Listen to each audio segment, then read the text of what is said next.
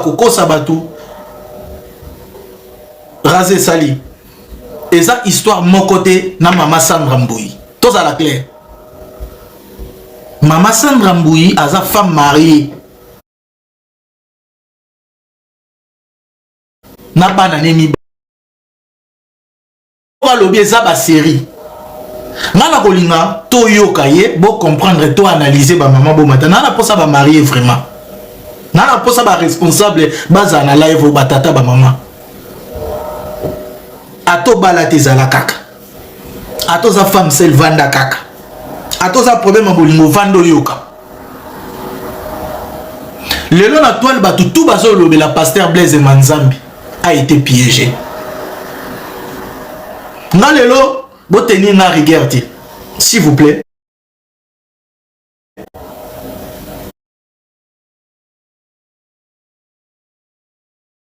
Naza pour mutute. Je vois papa vandi ça pembeni. Soko menaka zo mwa lubwaka cha pembeni. Moko bwaki e kitiso mutema. Soko koka kanga mutema te kanga mutema na live alelo. Nakoloba. Tapoter, partager mes amis s'il vous plaît. Ce qui papa zate kotisa bana na chambre. Salut idée donné. Partagez s'il vous plaît mes amis, to tapoter live to partager. Nous avons 5 ans partage pour na banda to yokaye. Trop. Biso to roki kozala manipulé par batu moko boye. Pasteur asali mabe ba pasteur baza tondimi. Mais histoire ya Mama Sandra Mbouyi na sœur na biso ini eza ndenge moko te. To confondaka te. La vérité et Nis Sandra Mbouyi boza na même situation te. Botika osangisango. Pourquoi vous encourager le mal? Ngapé na opesa témoignage na nga. Même situation na ye. Pourquoi vous kokoyem sa bande na biso vérité ti? Na ebi mingi ba ko sepela na ngate lelo. Mingi ba koloba o ba koki koloba mais tozo ke na logique to solo la vérité. Première question. Tapoter mes amis na posé bino. Bonjour Silver, Meli. Tapoter live partagé.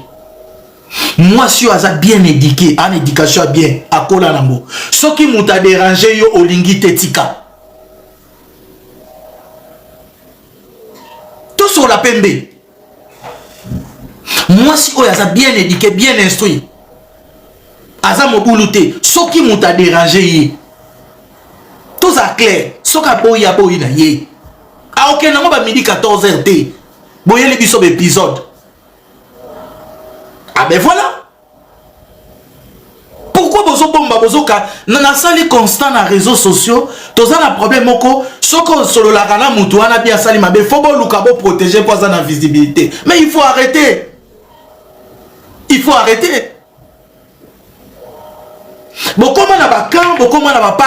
Il faut la kene pour malembe mutunanga et kendara bongo réseau non biso kendara bongo ti vérité ça vérité to lobby esili. Pourquoi ya Sandra Mbouyi tout le monde a téléméli parce que tout le monde a bien fait, tout le monde a réalité depuis ba témoignage. Là nous poser bino question ba bozo sala ba live. Est-ce que mobile liboso o ser na biso bimaneza eza Blaise Manzambi toke na logique. Comment il va y avoir Blaise Manzambi aya na bango na télé te parce que aza na visibilité aza na mbongo to lo ba vérité to bomba te to bangani muta obang samutaza te aza vierge te soyons sérieux. Pasteur aza mabe oui pasteur aza mabe et bongo yemoko aya na ngona réseaux sociaux. Pourquoi est-ce que ba ex na yo abimana bango aya na bango na réseaux sociaux?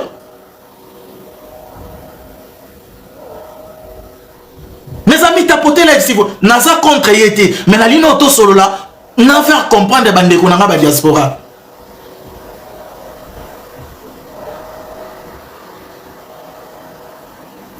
Au moins, il y a un chantage au bozo ya nango, et ça m'a bien dans les réseaux sociaux.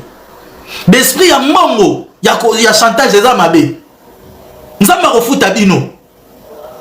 naza pour motuté maintenant oui nazo condamner pasteur aza mabe parce que aza mosali na nzambe mais bande ko nanga tozala ba réaliste sœur na biso ya ko dévoiler Blaise Manzambi tout le monde le sait ba pasteur baza baliko on est d'accord mais botika ko jouer na vie ya bande ko na biso ba chrétien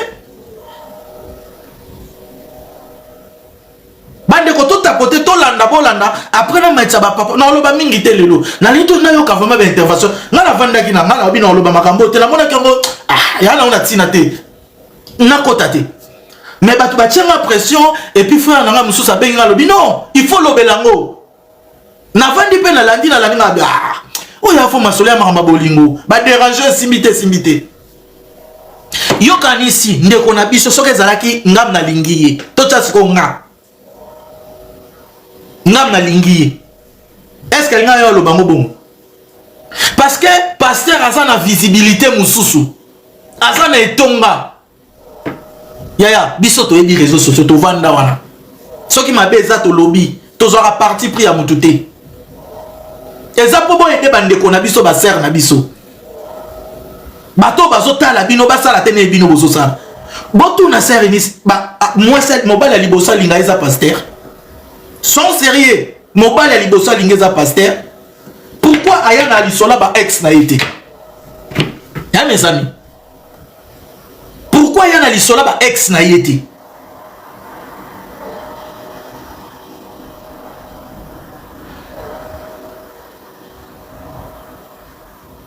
pourquoi yana lisolo ondimi yo moko zui makolo inde OK restaurant mais oyebi ke mutu aza na mari aza marié donc yo linga ko remplacer maman na biso nani Lise Manzambi c'est ça aya botika comédie ko botika ba chantage s'il vous plaît OK pe na hôtel olongwe inde yo bino bande ko na biso beaucoup beaucoup mozanga soni franchement beaucoup de gens ont besoin visibilité au besoin de besoin de parents. Biso bande ko na bino mibali tozo côté la bino mais besoin la makamu na nkop oui aussi visibilité on est d'accord mais réputation na yo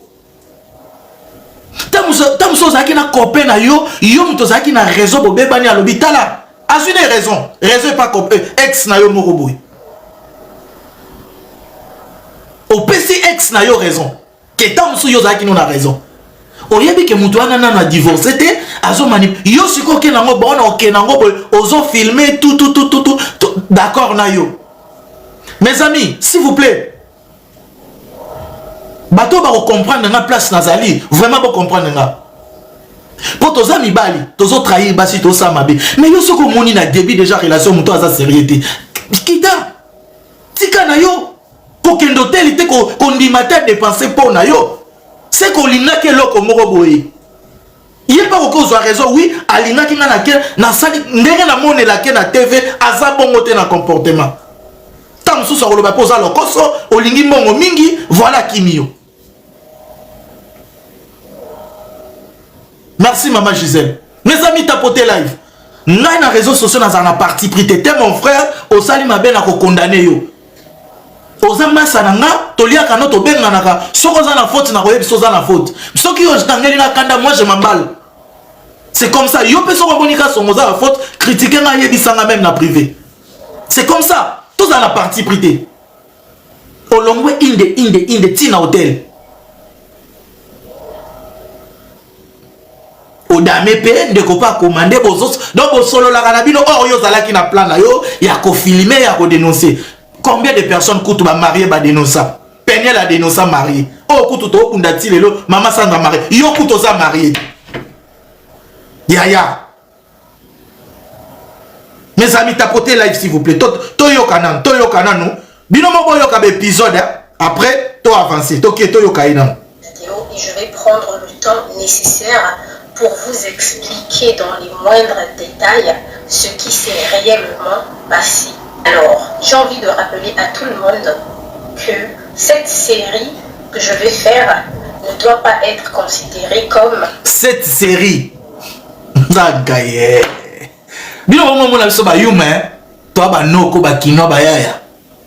Biso to ba yuma ta. Donc tout est déjà préparé.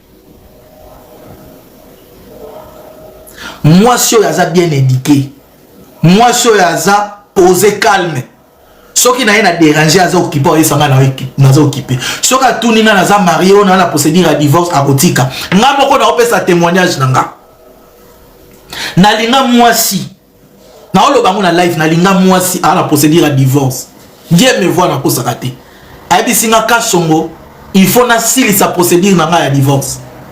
Tant que non a divorcé, t'es non ça ne l'eau morte. Tout solo laka, voilà, santé, c'est bon. Pendant 1 an, n'a patienta vraiment. C'est ça histoire nanga. Avec si na kasongo, na boy na perdre raison nanga, na mboka oyo, na makambutu, na zolingate na vandi, il faut justice kata. Après, na opesa yo nyon solingi. Mais pour le moment, niet. Tout solo laka. Voilà, to benganaka tout à santé boya to mona ni pe bovani bo sololi mais rien bo sola kaka. Alobi na sepeli na yo oza mobali mais ngai na loba na ko trichete lokola na kabwe na mobali na nga to bala na vraiment na mboko yo il faut na kata jour pe bakati makama benga Dieu merci na komisiko libre. Na c'est bon, il faut to solo là.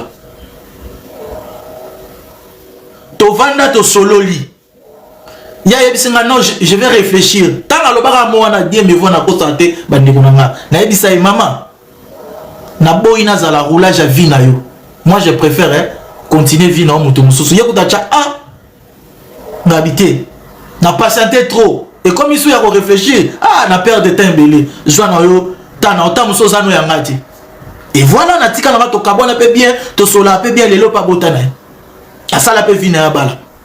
On comprend? Et ça, ma kamsusu, faut que tu aies sérieux. Aye bisa kutunde konanga lobi première fois mobile ya boya aye bisanga makambo. Mususu zo monde boy, hôtel aspect physique on aventurer, mazana moi ba logique mo boy. Abima kuna katsaka ko bondelanga non voilà. Namona ki kakazaki ka direct mobile azaka bongo te ngabi tant on a ngabi yaya na ena ona sali queen na ena ona sali non namona nde na perdre de temps nanga mais tam sezaki ya ngate mutazo eta musuzo ezaki ta mtwala donc voilà mes amis tapoter live tozo ka ser na biso ayebi ke mobile yo alingi aza pasteur aza marié OK ko lingaye OK kolingaye on dimi boké restaurant boké pe hôtel boliani pe manga moyebi kaza la procédure à divorce na divorce c'était selon yo po biso to yebi amote siko oyeli biso be épisode yo moko lobi be épisode des ebele eza iloko e wona la chantage de maman non to lo ba vérité ça qui système obimisa pasteur mbongo abanga ke tala ba pasteur alelo baza ba yaya ba maître ekoleka o même makamno ekoleka makamba peniel eleka Mike Alamba ya tea Moïse Mbi eleka aya beti ba concert plein yo pe koleka toya to lupini abimi ekoleka magamba bimi ekoleka kamosha bimi ekoleka yamado ekoleka nyose ekoleka mais réputation na yo et baby pour jamais ba ex na yo o exposa bango boy na réseaux sociaux ba ex na yo jamais o exposa bango o relater histoire à ex na yo na pesi ba ex no raison ce qui ba boy yo c'est que ba na raison to bande ko tromper bango ce que zala ki muto ayebani ta sali yo boy on nga ko poster yete on nga ko publier yete mais le col aza pasteur o publier vous amité mama lamba de nga basi tika ko bebisa ba réputation ya bato ba na réseaux sociaux baza poser bazo luka vie na bango normal ya mibali basi belé bolika batambongo boluka pe mibali moko jeune moko baza bien akendaka kayu aussi bo fandi bo sangisi mayele bolingi ko gagner vite bo voyage à Dubaï bolingi ko gagner mbangu c'est ça o ezo bo mabino biso to aba noko ba vrai job ba vrai chéri o baza bien éduqué o ba luka mbongo so ba olanda histoire o ba mona ngo fo masolo même ngana o mona ngo fo masolo parce que to yebi ke ba pasteur ba mobulo pour yo babala ote mama na biso tozo kote la sang na bui babala yi tomona babota yo boti na yeti donc yo linga ko bozo yaka ko remplacer mibali ya batu basi ya batu babala faut encourager rabino kaka et puis qu'on fignoler on se fignoler langue voilà mes chers je vais vous dire il y a et Coco sa française a raison hein en tout cas nga sona ande kono na soni soki batu bazo encourager te biso ba pasteur toko kondana ka bango mais boye la biso vraie histoire épisode T soko yeli biso épisode eza wana eza ba chantage il fallait pasteur abimisa mbongo c'est vrai pasteur fallait abimisa mbongo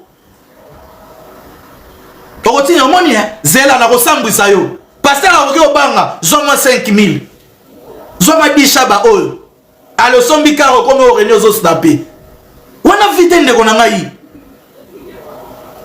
wana vite ngana ngana loba makambo te mais tellement précieux leki noka songo biso photo loba bibe pas notre loba la vérité tozaka poser mutakata ka biso te na oyoka ka mututu ya mo pe na lobi ngasi ko tonga la il y a un moment il faut arrêter biso to amibali oui to trompe rabino yo kasi kaka Blaise Manzambi mutakosa ba pasteur ebele ba kosa ka pasteur ebele ba bi que pasteur aza marié maobi mana pasteur wana pas bi que et pas pasteur azo 500 et bon ba obi mana ba député na Kisasa baza pas cité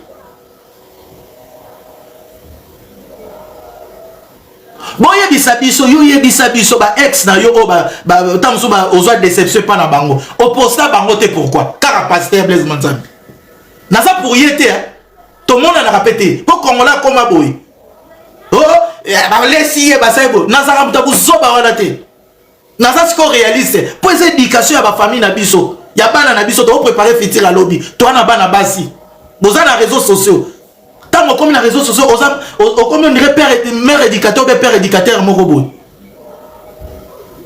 bozo éduquer masse ba posa suivi ba to balanda ko trop faut yeba ko loba faut yeba ko protéger bana na biso. Là vraiment ça m'a fait mal ya komona ba épisode boye yaya yo moi c'est qui toko boye OK ka ngulu na restaurant le ba mission bon ba pêche transport ba bien pe na yo moko zo filmer ah yaya boni bisu boni boyko c'est que na kinwate c'est que na kinwate c'est que na kinwate na beta balete na beta kedete na salata jidote c'est que yo beta non zangote est-ce que ça la jali pati yo kende na ndako sila penza inachevé c'est quoi bi ba kuzuté yaya boni ko sakana n'est pas bande ko no boyko boni ko sakana n'est pas bande ko no boy ya basi ko humilier bande ko basi boy et puis zo humilier bango na français ah yaya to landa pour la matsabino le na loba mingi tele na umela te tokei des vidéos qui visent à détruire une certaine personne. Mais ça sera pour moi comme un témoignage que je veux faire pour aider toutes ces personnes-là qui croient en Dieu et toutes ces personnes-là qui fréquentent les églises de réveil. Il existe de bons pasteurs, il existe de très bons pasteurs, mais il en existe aussi de mauvais pasteurs. De la manipulation juste pour arriver à leur fin. Au moment où je tourne cette vidéo, je n'ai pas demandé l'autorisation de qui que ce soit, donc ma famille que je respecte beaucoup, je tiens déjà à m'excuser. Je tiens à m'excuser envers mes amis, mais je pense qu'il est de mon devoir d'en parler, parce que pendant longtemps, en étant dans cette église, je me suis toujours demandé pourquoi Dieu m'a permis de me retrouver dans cette situation, et avec le temps, j'ai compris que Dieu m'avait envoyé en mission, que les doutes que j'avais envers les églises n'étaient pas pour rien, mais quelque part j'avais une raison de faire. Nzamba monaka pasi muto osala mabe nkombo nzambe na munoko na yo na ba pasteur le foufou de même badi. Donc yo moko na conscience na yo oyebi ke famille na yo bako sepela te mutu pe oyebi cité ozo engagement yo moko oyebi suna kombo nzambe. Bino nzambe fa futa bino na balai. Donc na boye vraiment nzambe fa futa bino. En tout cas nzambe fa futa bino ngo. Pe na munoko nozo cha kombo nzambe. Oko retirer kombo anati. Loba makamuno me kocha ko manzambe te yaya. Boyoka. Faire attention aux églises, surtout aux églises de réveil.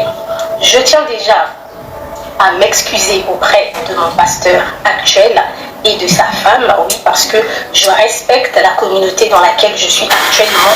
Justement, je veux rappeler aux gens que toutes les églises ne sont pas pareilles, mais des fausses églises existent réellement. Il est possible aussi qu'après mon témoignage, que je perde certains amis ou que je perde certaines connaissances, mais ça aussi, ce n'est pas bien grave, parce que aujourd'hui, avec la marche que je veux emprunter avec le Seigneur, je me dois de rester honnête et de me débarrasser de toutes ces choses-là qui me pèsent. Je veux aussi rappeler aux concernés que les intimidations, les menaces, ça ne changera rien, parce que si jamais cette affaire finissait en justice, il faut savoir qu'une fausse promesse de mariage est punissable par la loi, et il faut également prendre en compte le fait que même si moi j'ai... Moi, c'est maman la courageuse.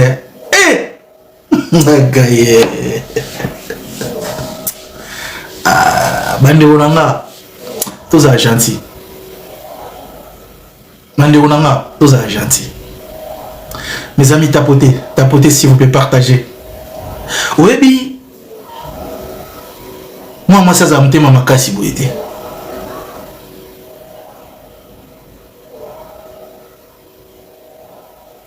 Moi ça za mtema makasi. Yaya toyoka, pardon s'il vous plaît, toyoka.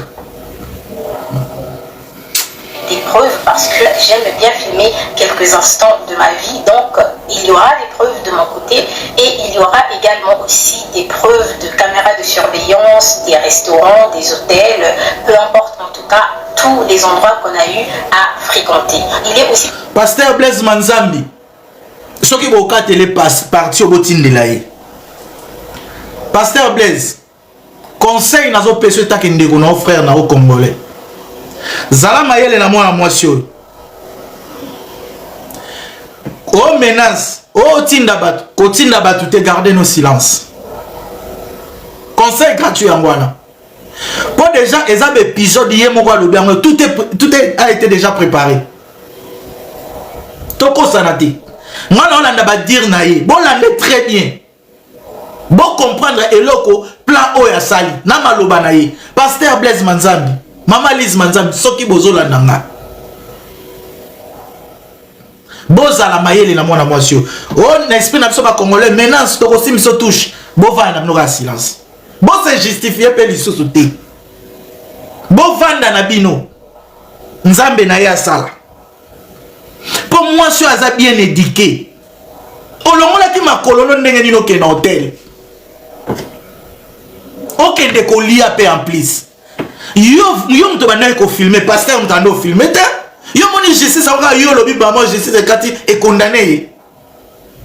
Yo yeba kite nana divorcé te. So anda ko kosa o. Faut promesse à mariage après ça que eza punissable, on est d'accord. Yo yeba kite nana divorcé te. Boni boyeko. Et non ni si la raté. Oh. Ya Tolanda. C'est possible qu'après ce documentaire que je perde quelques amis, mais je veux dire à tout le monde qu'aujourd'hui je mène un combat, c'est de ne pas vivre par rapport aux réseaux sociaux, c'est de dénoncer toutes ces personnes-là qui vivent une vie contraire. Est-ce que ndeko na biso maza congolaise na biso Kinshasa, mona Congo vraiment, République démocratique du Congo, RDC, elo amakazi. Yaba ndeko na ngabo boy sanga vérité. Boko sangate.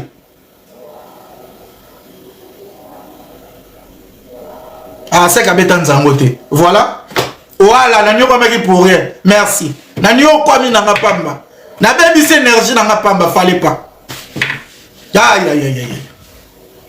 Aïe aïe aïe. Aïe aïe aïe. Na yeba kité. Na yeba kité. Na beti libaku pamba. Continuer car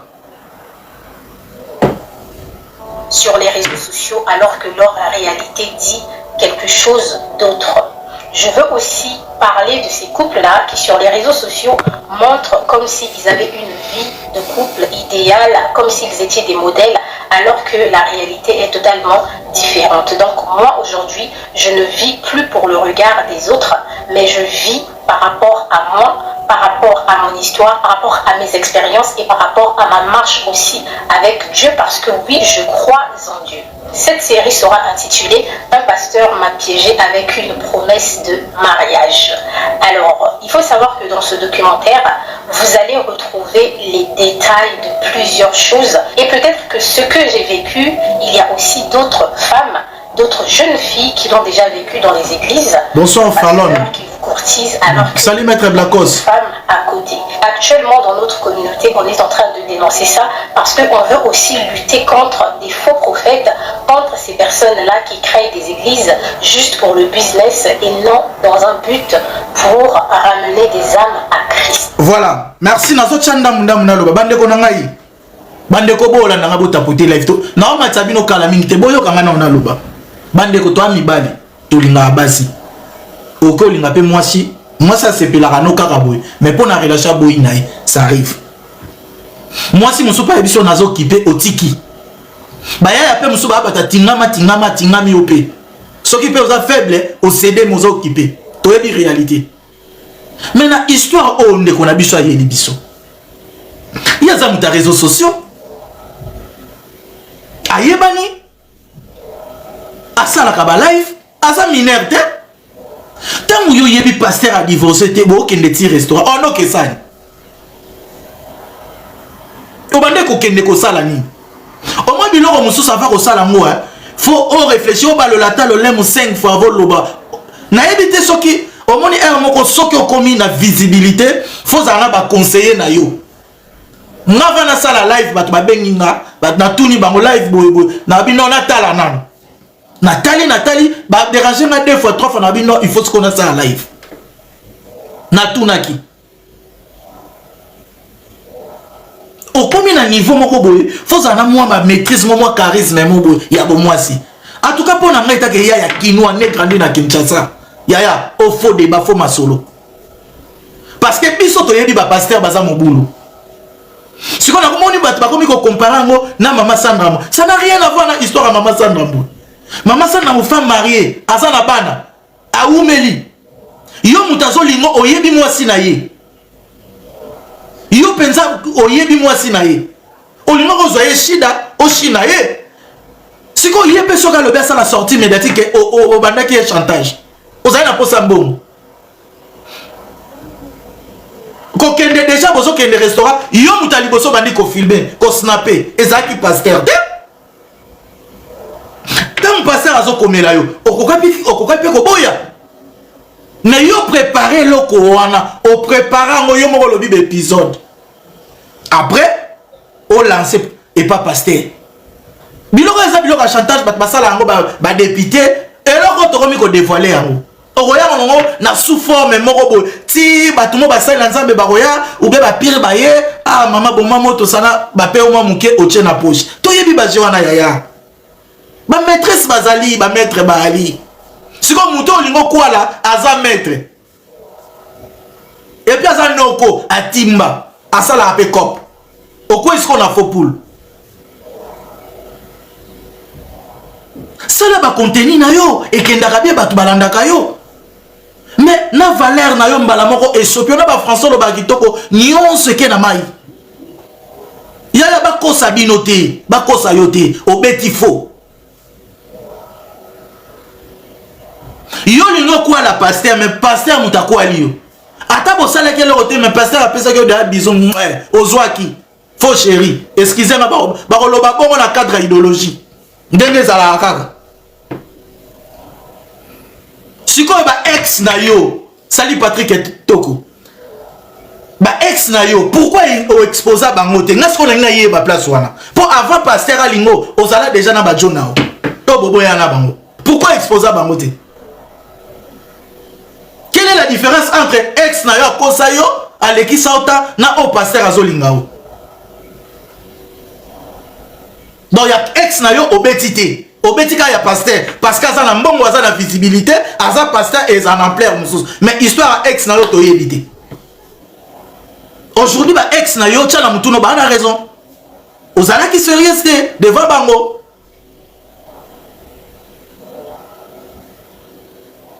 oyoki bato siko bazokoma wana tata ya mwana asundola ye na mwana voilà tango ozokende pe oui tango mosusu toloba sikoyo Blaise Banzambe azalaki na procédure à divorce ao divorcer oui ao divorcer ao luka mwasi aye sikoyo avandi na yo premier jour déjà bandi ba snap mon doudou mon cœur I love you doudou ça va mon bébé alobi boyende yebisanga sikoyo po mutu mosusu alingaka discrétion na vie na ye neti moi j'aime la discrétion. Yo déjà bandi ko snapper, o bandi ko zo ba vidéo, mon cœur, tu sais que je t'aime beaucoup bébé, I love you. Mutu mosusu akokati oh, kale lelo. Kale lelo. Akokoka na yete. Abi non, discrétion boyete. Et l'homme souba ki nanango petit à petit malembe. Ti affection boye koti, mobile a komi pesa ye vers yo, to ça la boto. Yo ye na vitesse maman. Lelo kaboy. Kaboy twin eleki. Ah non. Yaya, obeti fo. Soki bande kono ba master no ba oyebisa yo te. Vrai batuno za biso, malgré tout na yebi yo te. Mais vrai mutu vrai conseil na yanga. Obeti fo, il fallait pas. Aux jeunes filles, on a talent, on a ma cambébélé à repérer sa peine à la communauté africaine. Mais si il a qui c'est ce qu'on bassesse d'esprit. Dernièrement, tout tangi no mingité, mais faut avoir moi sagesse, moi intelligence, moi bon. Faut à la batouni no va na bango. Bon, ça va peut-être dire, t'es ma caméra, moi je connais tout, moi voilà. C'est ça. Bon, tomber la barrière. Mes amis, tapotez s'il vous plaît, Tolanda. Tolanda, c'est un abussoir. Combien de parties cette série aura, mais je vais avancer avec vous, je vais avancer par rapport à vous, je vais avancer par rapport à mes énergies, parce qu'il faut savoir que chaque instant, chaque épisode aura à vivre dans le passé et aussi l'emprise et aussi le fait qu'à un moment j'ai eu comme l'impression que j'étais dans une prison, j'ai eu comme l'impression qu'on voulait se servir de mon étoile, qu'on voulait profiter de ma visibilité notamment sur les réseaux sociaux et en réalité tout ça me bouffait en énergie. Alors vous connaissez très bien Eunice Oubi, de base je suis passionnée de raconter les faits d'actualité ou encore des faits de gossip sur les réseaux sociaux. Voilà pourquoi ce documentaire, je ne voulais pas le partager. J'avais à cœur de le partager. Ah, ngai congolais documentaire. Eh! Ya, bo fongola misu bande onanga ba congolais bo fongola misu. Bande onanga ba congolais fo bo fongola misu. Ah! Ngai. Ah! Ya, toka moi mki après toka mettre bloquant s'il vous plaît. Mes amis tapotons. Depuis longtemps, j'avais à cœur de le partager depuis près d'un mois, mais je ne voulais pas le faire parce que je disais que je ne veux pas que mon histoire reste gravée dans des mémoires des gens et que lorsque les gens viendront sur ma page, au lieu de se concentrer sur le travail que j'offre d'information, ils vont commencer à se souvenir de mon histoire. Mon histoire veut juste éclairer les jeunes femmes pour leur rappeler de faire très attention aux pseudo hommes de Dieu, pseudo faux pasteurs. Donc je vous dis à très bientôt dans la première partie. Sur ce, prenez soin de vous et surtout faites attention à vous. Merci.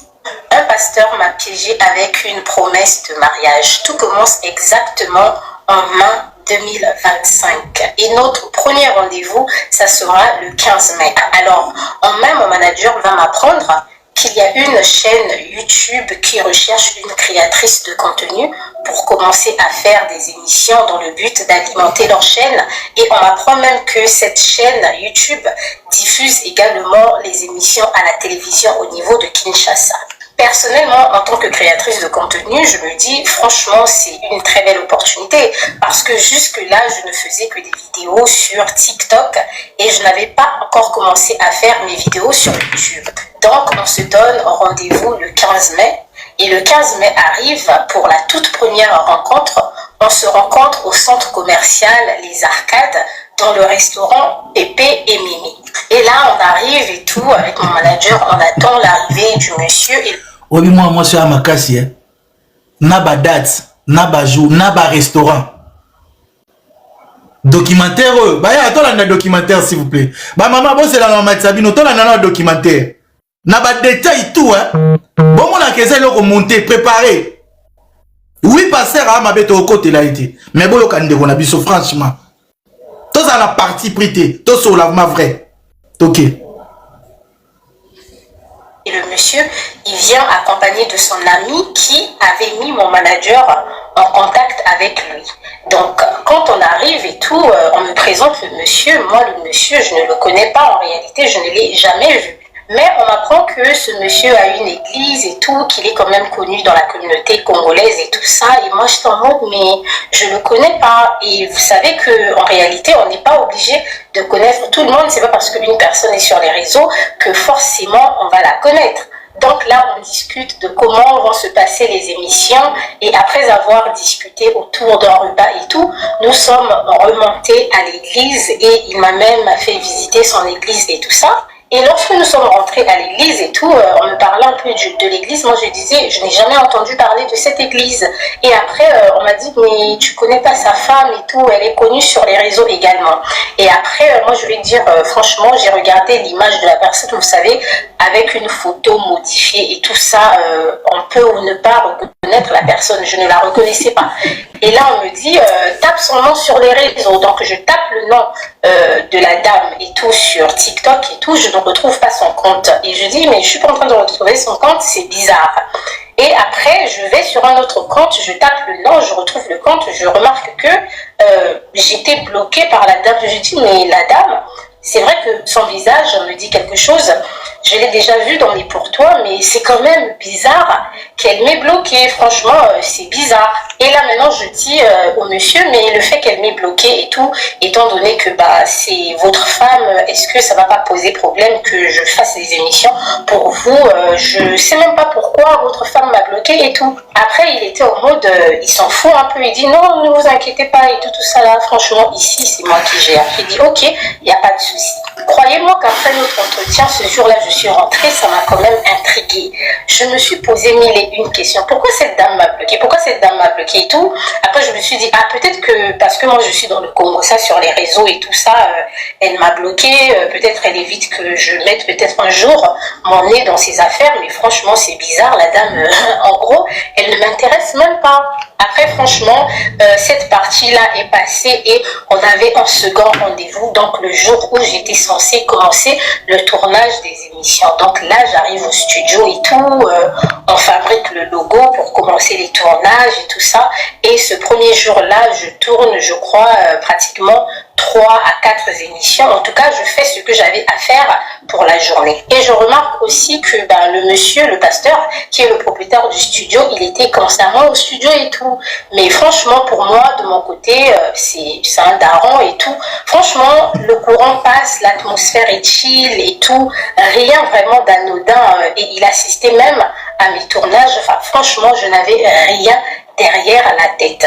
Et ensuite, je vais même faire un vlog ce jour-là dans le studio et tout pour annoncer à mes abonnés que voilà, je me suis lancée sur YouTube, je travaille avec une chaîne de télé et tout, allez-y vous abonner, nanani, nanana, vous-même vous savez comment ça se passe avec nous les créatrices de contenu.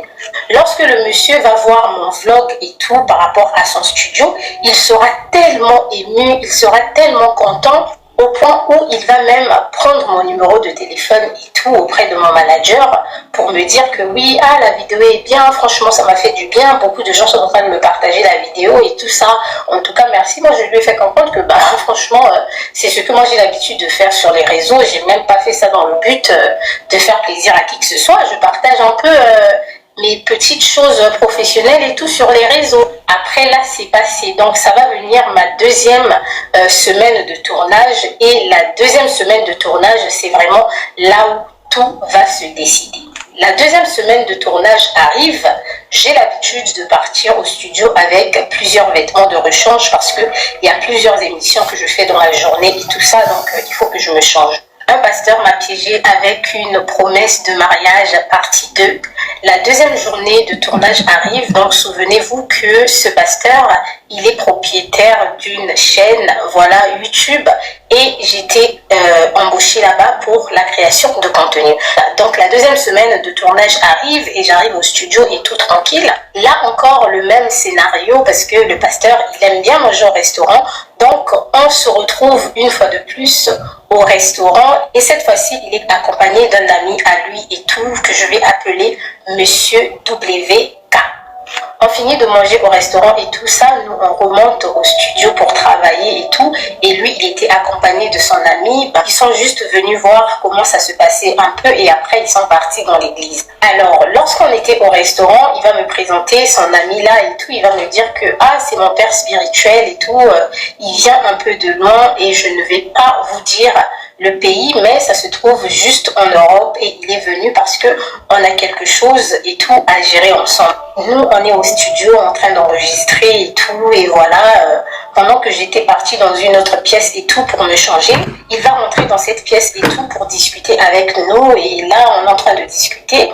Je sens qu'il est un peu frustré et tout ça. Et après, moi, je lui dis, j'ai vu que votre madame et tout, elle a un livre et tout, et le thème, c'est pas mal. Moi, j'aimerais bien faire la promotion de son livre sur les réseaux sociaux et tout, si vous pouvez me payer pour ça. Parce que moi, je suis là, je vous dis, les gars, je suis là pour le business, parce que j'étais payée pour chaque vidéo. Ce qui est sûr, c'est que quand je lui parle de la dame, il fait comme s'il ne m'entendait pas vraiment, comme s'il n'était pas intéressé. Après, j'ai juste balayé l'affaire et tout, j'ai laissé tomber. Je suis retournée dans le studio et tout ça, travailler. Et là, maintenant, il va appeler cette proche à moi avec qui je travaille très souvent pour discuter avec elle. Ce qu'ils se sont dit, moi, je ne savais pas. Mais tout ce que je me souviens, c'est qu'il voulait être en couple avec moi, qu'il était séparé de sa femme, cette dernière avait fait les bagages et tout, et elle était prête à quitter la maison. Ils étaient vraiment en instance de divorce.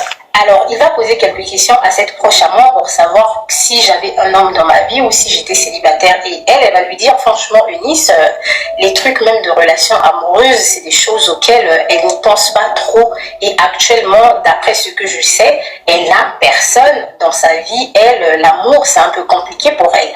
Du coup, il va vraiment insister auprès de cette dernière pour lui dire que, s'il te plaît, je veux que tu parles à Eunice. Pour moi, je suis vraiment intéressée par elle. Et cette proche à moi va retourner de l'église, elle va venir au studio et tout, et elle va m'appeler dans un coin, et tout de suite, elle va me bondir la chose comme ça. Et lorsqu'elle me l'a dit, j'ai ouvert les yeux en mode, ouais, c'est quoi ça? J'étais en mode, mais c'est un daron. J'étais en mode, ouais, c'est vrai que moi, l'âge, franchement, ça ne me dérange pas dans le couple, mais ouais, pasteur et tout, par rapport à son âge, j'ai dit mais c'est fou et tout, je pouvais même pas m'imaginer et tout, qu'il avait genre des sentiments ou qu'il a ressenti quelque chose. Oh mais oui, je n'ai même pas remarqué comment il te regarde, comment il vient assister et tout ça. Moi j'ai dit mais franchement tout ça est bizarre. Et j'étais en mode et sa femme? Et c'est là où elle va me dire exactement ce qu'il lui a dit. Franchement, croyez-moi qu'au départ, je ne voulais rien savoir. Et elle va me dire, franchement, le monsieur, il a l'air, c'est un pasteur et tout ça. Regarde toi-même. Après, nous, il ne faut pas toujours juger dès le début. On s'est dit qu'il était sérieux. Et jusque-là, lui et moi, lorsqu'on avait discuté pour la première fois, c'était juste professionnel. Donc, il attendait l'autorisation de la part de cette proche à moi-là. Si c'est OK de mon côté, comme ça, il va discuter avec moi et réellement s'ouvrir et me dire ce qu'il en ressentait. Et croyez-moi que j'ai ressenti une pression sur moi. Je me suis dit, mais c'est quoi cette situation? Je viens à peine de débuter le taf avec eux et tout de suite, le boss, il est intéressé par moi et tout ça. Le boss est dans une situation bizarre, instance de divorce, voilà, je lui dis mais c'est quoi tout ça? Mais après en même temps vous connaissez votre go. Moi je lui dis toujours que moi les expériences sociales ce sont des choses qui ne me dérangent pas. Donc je lui ai dit du coup tu peux lui dire qu'il peut me contacter, me parler déjà lui-même parce que je n'aime pas les intermédiaires. Comme ça lui et moi on verra vraiment comment on va faire et tout. Après l'avoir écouté moi-même de vive voix, je saurai quelle décision je vais prendre. Du coup, ce soir-là, quand je rentre à la maison après le studio, elle lui dit que c'est OK du côté de Eunice, tu peux lui parler. Tout de suite, le monsieur m'écrit et tout, il m'envoie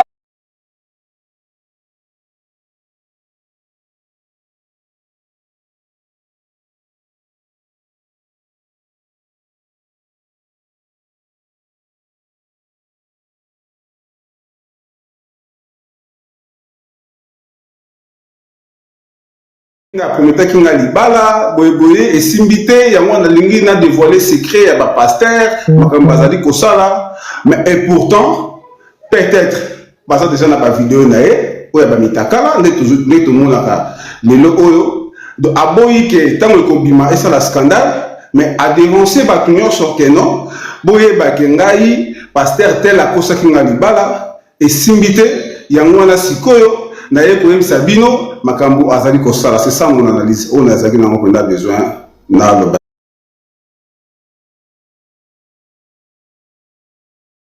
peut-être lobi tomona bavideo na ye ya bamilité na ye donc akoloba na biso kesi nayebisaki bino avant yango balingi basali réputation na ngai.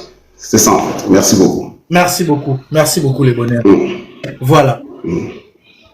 S'il vous plaît, ndeko, soko mati pas d'explication, tala bandeko nyonso na respect bazo tcha ba vidéo. O mati o tche vidéo, o sala analyse na yo o kiti, tozo yamba mutu nyonso, toyoka mutu tu. OK, oza d'accord na monsieur Kasongo, OK, oza pe d'accord na ngate, voilà, tozo avancer.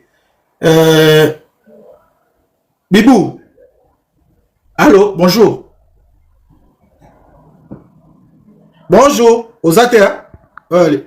Voilà, merci maître Blacos. Toi pe sa maman na biso. Maman, zone en parole s'il te plaît, bakisa mama kambwana. Oui, tonton succès. Oyoki ndeko mobile ninga matisa lobi analyse nini zo sana tiko parce que na yoki ozo loba bien ngali nga bat baloba bien. Nga bato ba mbuyara live te. Voilà, OK. Tonton succès. Ba vidéo Aza ne peine a raison hein. Yango lo notso loba ke Aza pris na piège à pasteur. Ezel kambali corbeau il est renard. Assez à cuisiner fromage. Ce ba vidéo bimito se rendre compte que makambo ayaki koloba la biso et comme réalité. C'est juste ça. Menga eloko apesinga pasi à penser na vie na été. Il y a des choses qu'on ne dit pas tout haut. Elle ne devait pas venir dire ça. Parce que esa fierté quand même mobala yo lingwa lobina que ouais, je suis mariée dans la séparation. Yebise mais papa, o tcheba potentialité ni surtout yo bongisa et simbika ate. Il faut donc ça peut monter à réfléchir. C'est comme tu as dit tout à l'heure, hier, à préférence à Snap. Acha Snap, ouais, machin, oui, machin. Épisode 8, cinéma. Épisode 4, à l'accès du hôtel. Sacrifier, allez, qui est mon ami, qui est bangé, bazwa, étoile. Étoile, on a live à TikTok. Étoile, on peut comme on y a la biso, kaya étoile à TikTok. Oh, étoile nangai. On va te belé, quand ça, on a yé na TikTok comme superstar. Donc, comme pain. On cause à peine 1 million d'abonnés, tant que tu balanda répété. Eh, bisio. Batutu balanda côté. Mutu soupa, oye bani no ba mona wa mutu normal. Mais batutu soupa comme ozondi ba komi ba spécial. Donc, à moi à dire, il y a la communauté. Là, c'est qu'on a tout une question. On s'est retrouvé dans l'hôtel Ndengeni. On s'est retrouvé dans le restaurant Ndengeni. On a posé des questions, c'est pas mal. Avant pasteur Alingaï, est-ce que ça qui n'a passé n'a été? Pourquoi pas y a l'épisode d'épisode y a passé n'a été nano? Avant y a passé. Donc, le lot passé n'a été, tu peux s'abattre. On a raison. Qui a ça moins sérieux. Ça se voit déjà. Pour moi, je suis bien éduqué, bien instruit. Ceux qui déjà n'a dérangé au lingité, au lingité, au toboyo boy, au chat stop. Nana eli musala. Na yema kama bolingoti. Et puis on benga daron. Daron, et le problème des obomang. Nous sommes mamabe. Mais sois calme, maîtrise-toi. Au moins que daron zo déranger simbité sili. On dirait yemo ka kenda ki na mission na ye. Ayeba ki ke koto na kovanda na ngwende na nga, atali be bless banzambe bazana mbongo parce que biso mibali toza bongo. Surtout mibali ya poto, to kabonaka na bino. Metala siko place a memi biso. Il faut bino nde basi bozo mayel. Boye sa bande ko la bino ke histoire ko ya nango boite et sali soni. A aussi famille na soni na ye moko pe soni. Au fait, il y a un problème na ye et ça là bon, ba musu ba okoma ke ba pesi ba foutier pour longo la buzz, il y a Sandra Mbouyi. Ne ba musu ba oloba. Si c'est le cas, en tout cas à salipeka choix à mabi. Mais avoir la personne comme ça, tos arabes sont surtout na poto. Enis nano a comité. Donc azoj luka place nini acha makolo. Or, ko luka place a kocha makolo, eza pas mobilité. Luka ta musala, o gagna ta 1000 € na yo, o zwaka 200 tché, les 800 au lié. Tozo total na kato yeba ni tonton succès. Tozo total na biso surtout to yebi que non. Ah pensa ça va, ah tozo bunda biso surtout toza na poto oui. Attendez, merci. Omoni. Atnon na comité, azo luka pe repère. Mais si quand on est là, on va remettre Blacko Salobaki. Si seulement si, tu as hypothèse que Manzambi peut bakaboy na moi sinaï. Mais yon de moi si aboy peut barobala, c'est que ça peut regrettable. Bon, tant que na contexte sur nos memi biso. Ce qui si comme Manzambi azaki na procédure à divorce, azo kabwana moi ça luka moi ça bien. Moi si oya weli simba mo ko dape ko filmer. Té, yé petit. Mi bali musu ba bato discrétion. Alingi na été abina na début relation nanga, fona bomba na moi sinanga. Yo siko ye na vitesse moko ya bino, oyebi ke oya za dawa, aza na mbongo, aza na boye, nga siko na ko gérer. Ye siko eta ke noko a comprendre nango. Oyo fona gérer bien. Atimbeli osiko. Omoni, yo lingo kwa la maître, nzoka Manzambi grand maître lisusu. C'est ça que ce mot te se poser té. Bangi balé tant que moi sinon bal ba wele lini d'abord. Ah, point d'interrogation. Inès naï Blaise Manzambi ba wele linini. Boumali Boto, tamso Blaise Manzambi ngali Boumali Boto. Papa. Dans un mois ci, au moins ce mois comme combien funda boy. Tu te poses maintenant des questions. Qu'est-ce que j'ai fait? Pourquoi je suis tombé dans le piège? Pourquoi maintenant comment je dois faire pour rétablir la situation? N'a quelqu'un en français pour y amener bisoli kolo makas. Pourquoi il faut pour rétablir la situation? Donc il faut na lukana argumenter, na classer en haut pour que l'air est koya. C'est ça tonton. En tout cas, elle a fait erreur, il y a makas, elle ne devait pas aller dans sens wana. Elle ne devait pas aller dans sens wana. Et Aza perdante sur toute la ligne. Papa la bicha zaro yebisanga, linga ozalaka na raison. Ko linga ate ozalaka na tort et humiliaka et kitisaka mutu na se. Parce que ce qu'on a raison, mon ndenge Sandra Mbouyaye, quelles que soient les erreurs, Aza na raison. Tina suka. Mais Eni c'est le kwazo sala. Aza na raison té. Aza na raison té. Merci beaucoup. Thomas Tsamutu moko, na garder yo, na garder bozaka wana na maître Blacos. So ya moko lingo kita, na garder yo. Na linga bato bazo réfléchir, bozo partager, bazo batsa mayele puis bandeko bazo landa ba comprendre place tozali. S'il vous plaît maman vidéo s'il vous plaît, cha vidéo na yo topé sur parole. Ne ba kunde ba cha vidéo ngo. Toko la kisa yo lelo. Na tindeli yo vidéo ba combien enregistrer maman. Attendez. Mes amis, tapotez live, partagez s'il vous plaît. Tapotez, partagez. Arrête. S'il vous plaît, faites ça live, s'il vous plaît. Si vous êtes occupé, non, bana. Ok, pas de souci. Va au salon, je parle au téléphone, s'il te plaît. Ok. Kitsa Lokanga, va. Alléluia. On nous a demandé. Merci beaucoup. Voilà. Ndeko Oyalinga Mata Amata.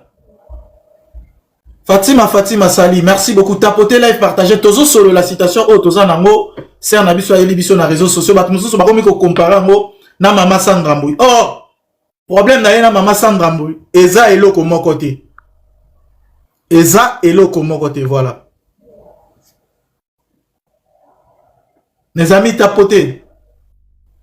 Y'a ceux qui vont regarder la vidéo, ça sert à rien bon mataka. Ah, ils ont dit comme vidéo, voilà. Et voilà.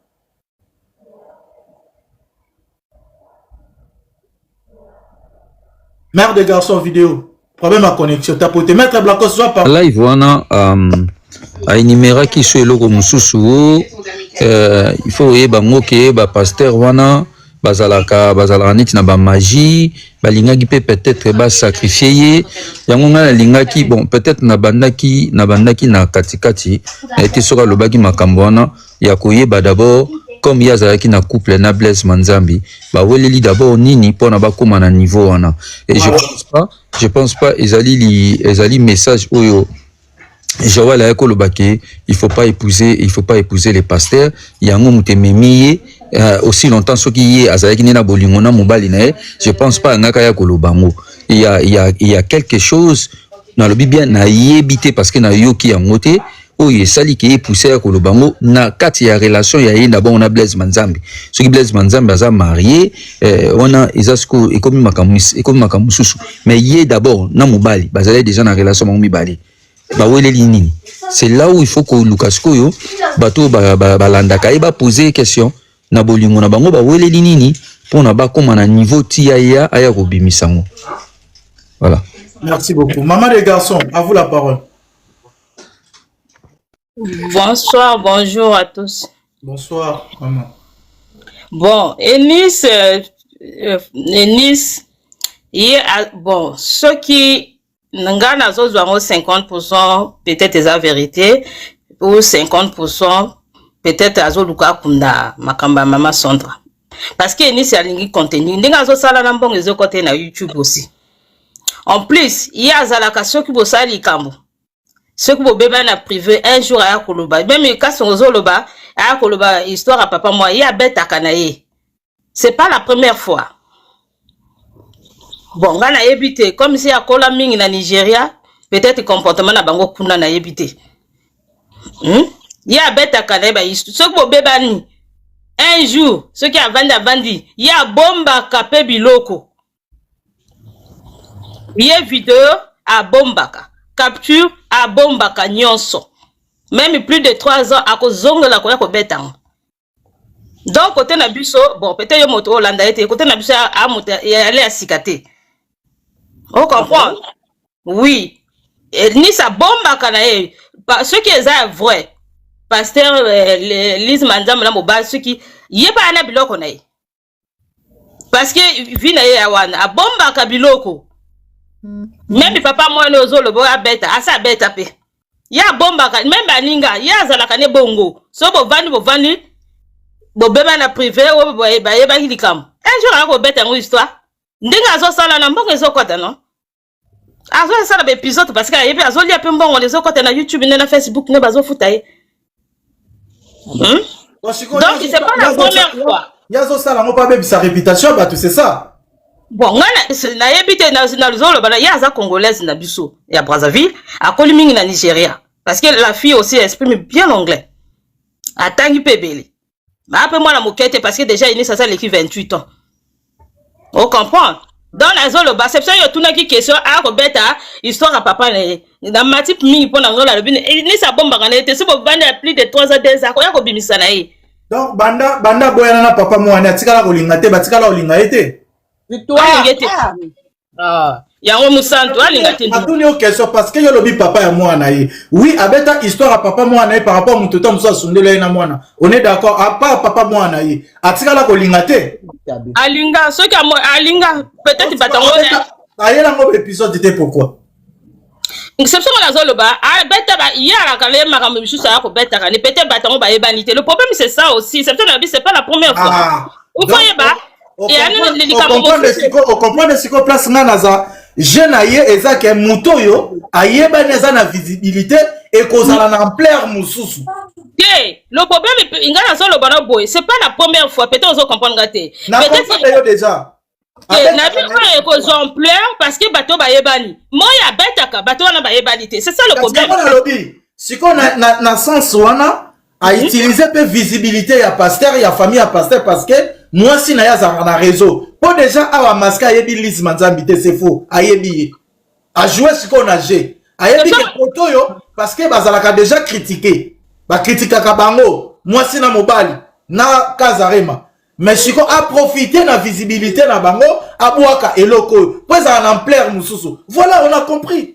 C'est ça que nous avons dit, moto na tuni na lomi na question na parce que bando tunda ya beta kate na c'est ça na lomi non il est sa bomba kana di kambote ce ka vandi bo vandi kuna na pouvoir na baninga un jour a bomba c'est ça na zolo ba bomba ka ba capture ba vidéo wana ya sala ne ba jeter ana na téléphone mon côté a bomba c'est ça na zolo ba non peut-être ko exemplaire parce que ba bato ba yebani.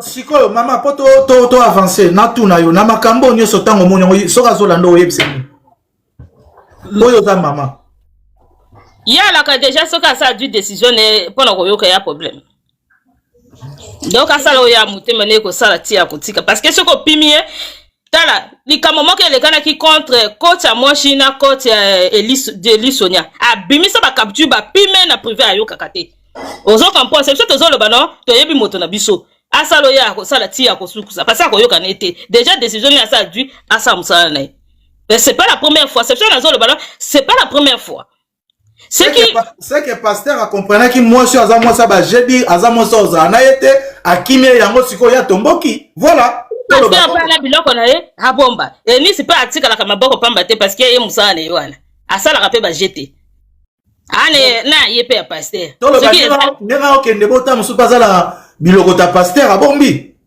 c'est ba comme ye moko asala ba na vidéo moko ala bito koma nango na justice donc ye bien ni kaka bango ya asala ne ba jeter parce que décision ya ça dû akoyoka na été bon mon ayaki ne cop na bon na ngana lo baka peut-être yo bano tuna abeta qu'il ana papa moi na bato na commenter bazoloba mais peut-être ne olande ni se parle même na baninga ce ka lebi ako tale makambo eleka na bina privé ako tale na ako tia nyonso na bakaptu ya sala ka ba jeter que kana nanga on comprend peut-être bato wana azaka na en plein été c'est ça le problème. Merci beaucoup.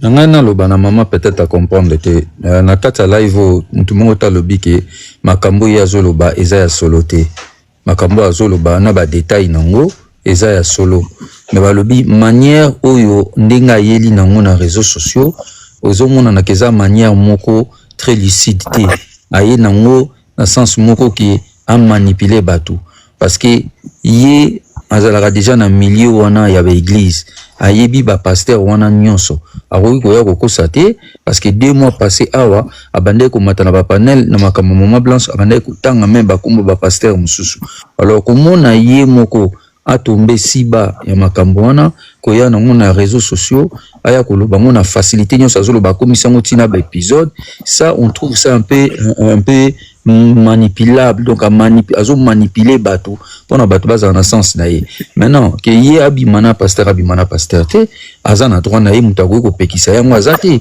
mutu na mutu asala makamone na ndenge na je pense pas ndenge ya zawana libanda bato bachaye ba misole ba kubima to linga te non azana droit na ye osala mais azo profiter déjà na ayebi kazana ba abonné belé et tant à publier ba vidéo na ye ndenge mon polo bi ba YouTube atala maka elle profite de gagner l'argent avec ça parce que même kolanda ba audio na ye comme on appelle live à lelo il y a aucune émotion qui prouve que ye fiwana a souffert qui na kati ya relation bazala ki nango yonga na linga to yeba peut-être azana ba adepte ba olanda biso ba ki ndoko tuni question na relation na bango ye na Blaise Manzambi ba weleli nini pona ekoma na niveau oyo c'est tout c'est là que je peux comprendre ce que il y a une question à répondre nene ya lobino ozo sala bezo ozo sa ya bina nene ya boui à répondre nene ya bina nene ya ngana du courage pona histoire ya mama Sandra on a question batuna ke donc c'est la première fois que ba pasteur bazala maltraité c'est la première fois mais babanda ki kaso na meno alobi meno oh non oyoki question na ngai te maman na lobi est-ce que c'est la première fois to yo kango banda tozana mokili que moi ça pasteur aza maltraité ezamba liboso non mais voilà donc merci donc na komela ba commentaire ce cas ya ko répondre parce que il peut mis sur ma casse cause la té mon émotion la capé mis sur ma casse donc c'est ça merci beaucoup maman a parole tozana yo ana mettre Blacos. Tonton Succès, c'est fou, hein? Moutou, Andimi Naye, a mis détruire réputation Naye pour la buzz. C'est fou et ça fait mal. Koyo kande maman azulu bana. Pour tous en lo monte sombarate na vie, et sa réputation. Naba âge nenge batnsu ba komi nande maman lobby. Elle pense pas au mariage lobby. Elle pense pas au mariage lobby. Mais il y a 2 minutes. Désolé, Nazwa qui appelle Moro na Longolé. Elle pense pas au mariage lobby. Il faut penser peu qu'au balade. Réputation, toko ça la nion surtout. Mais biso bassi, hein, je parle de la femme. Dozaka toujours aux anam. Donc, mon photo ça na limite. Il y a on a tout nika peut-être eloko ye moko alobaki balingi ba utiliser étoile na ye wana donc ye penza azomona ke elle est arrivée mais c'est malheureux. C'est vraiment malheureux ya kozala na makambo oyo. Pour moi eza échec a échoué parce que muto tonton si c'est kasi biso nga moko ona loba nga moko sur un panel na moni pasteur wana ake asengi numéro pra mutu mususu ba pesi numéro nanga nazwi pasteur allo oui boni bien wayanga na zaka soki na Autriche na roya osala mateya na Paris. OK, est-ce que vous qui ko assister nga c'est passé déjà nga saka demisala na bana nga dona okuku yo tambola te déjà mutu abengi yo to kuta na kate to sola te déjà bando biso que déplace toi de là à là pour nga na kende toi no relationner. Voilà. Ah non, bon, on a comme à Paris, je t'invite pour Tolia. Le pasteur qui se permet de me dire, mon colonel, mon nayo, non, ça lokala ndeni. Na lobi nae, to komi kunanga nayo ndeni. Pour na traumatiser bien, ya dinga keza secret. C'est un numéro na beti li solo. Na zongi kuna na beti li solo. Ba ngi ba traiter nga du mature na ebisi bangwa. Bino nde boa ba immature. Elo nyango abombezana mutu albi osanga kalende ni ote ya linge peut-être ça lo kale normal habite kale normal la kale ba na ngande basala nga kale ya yo sanga kale net na ndeni to banzi yango ndeni nazwi likambola la memia ko pa mutu moka ke ko traumatiser ba yebisi balobi soki ka omeko benga ye mutu na ye chauffer asa na TikTok awa soki paza a oyo il faut yeb ça na litoi na ebisi il faut yeba tonton succès neza boy ba pasteur ce sont des baratins munga mo nanga awa na jeune âge nanga mama na biso malgré azala kundala kanela kele kambo c'est ma mère qui m'a ramené na makambo wana ya ba pasteur. Je me suis mariée trop jeune à un pasteur, j'avais 22 ans nga. Mais ce que la mentalité au Covid, voilà batouana te. Nga yo ozomono na osola no nga. Batu pe ba yebi. Na cause ape photo na tindelio. Pasteur mune na Congo. Mais à un moment donné comme ça nzambe longola nga nzamba longola nga ka. Ameminga la poto Q a déposer nga. Ye mo comme tatindi nga la poto. Ye mo comme tatinda nga la poto to ke vanda la poto. Ngano bengana atindio na poto. Oh. Mais na comme zele habite ba lobi ngunde simbite po na to sala ba photo bota mwana bo et comme poto na ba papa ba ya na poto ba bonga ati atika lo sa vie na e tu vas divorcer ka ou divorcer te donc succès na za besoin que ta divorcer te yemo ta ba na nga boinga et comme ba passer ba vanda mama la biso bandi ko lela oh nini oh muta komi kombo na nga kutu na se. Maman la biso bandi ko lela na vandi 7 ans pour attendre 7 ans. Il s'est permis de me dire au moins se continuer. Bazong si biso nda kumoko. Je le dis, je prends Dieu en témoin. Non zwa coussin na au final. C'est ces jours-là que j'ai dit non. J'ai dit non. Ça date hein, et ça m'a rembolé l'autre il y a 2005. 2008. Bobotane. Bana misa tout 3 garçons, 3 beaux garçons. Ah ouais. 3 beaux garçons. Tonton succès. Le jour où il m'a regardé à l'obi nanga ke soko continue ko insister nde babi ke to zonga na to vanda ngana ko zwa kusa na ko finalo. Na ba no makambo 2005 2008 na lobi non. Mais qui ne m'a pas frappé? Moi si wana ndumba aboti oh. To boti ba garçon. Tant que ayoki kenga na komi na zemi akobota bana mibali nzamba ko modirie akomona elle m'a trahi ya pena vandi nanga nzambe apesanga une belle fille tant na boti mwana moi c'est comme ote omoni to zongana mwana na zonga biyo la ka kinga ko kobomanga Q na boyi et aujourd'hui les conséquences nous payent. Donc, bino boza la bino ba Sandra Mbuyi solo ba. Papa, la zoé biso tonton succès. C'est malheureux. les pasteurs sont des baratins. Ils sont vrais parce que bazan a parole, mais la chair domine. Moussounye dominaka. Côté ya bayebi, ko placer liloba bayebi.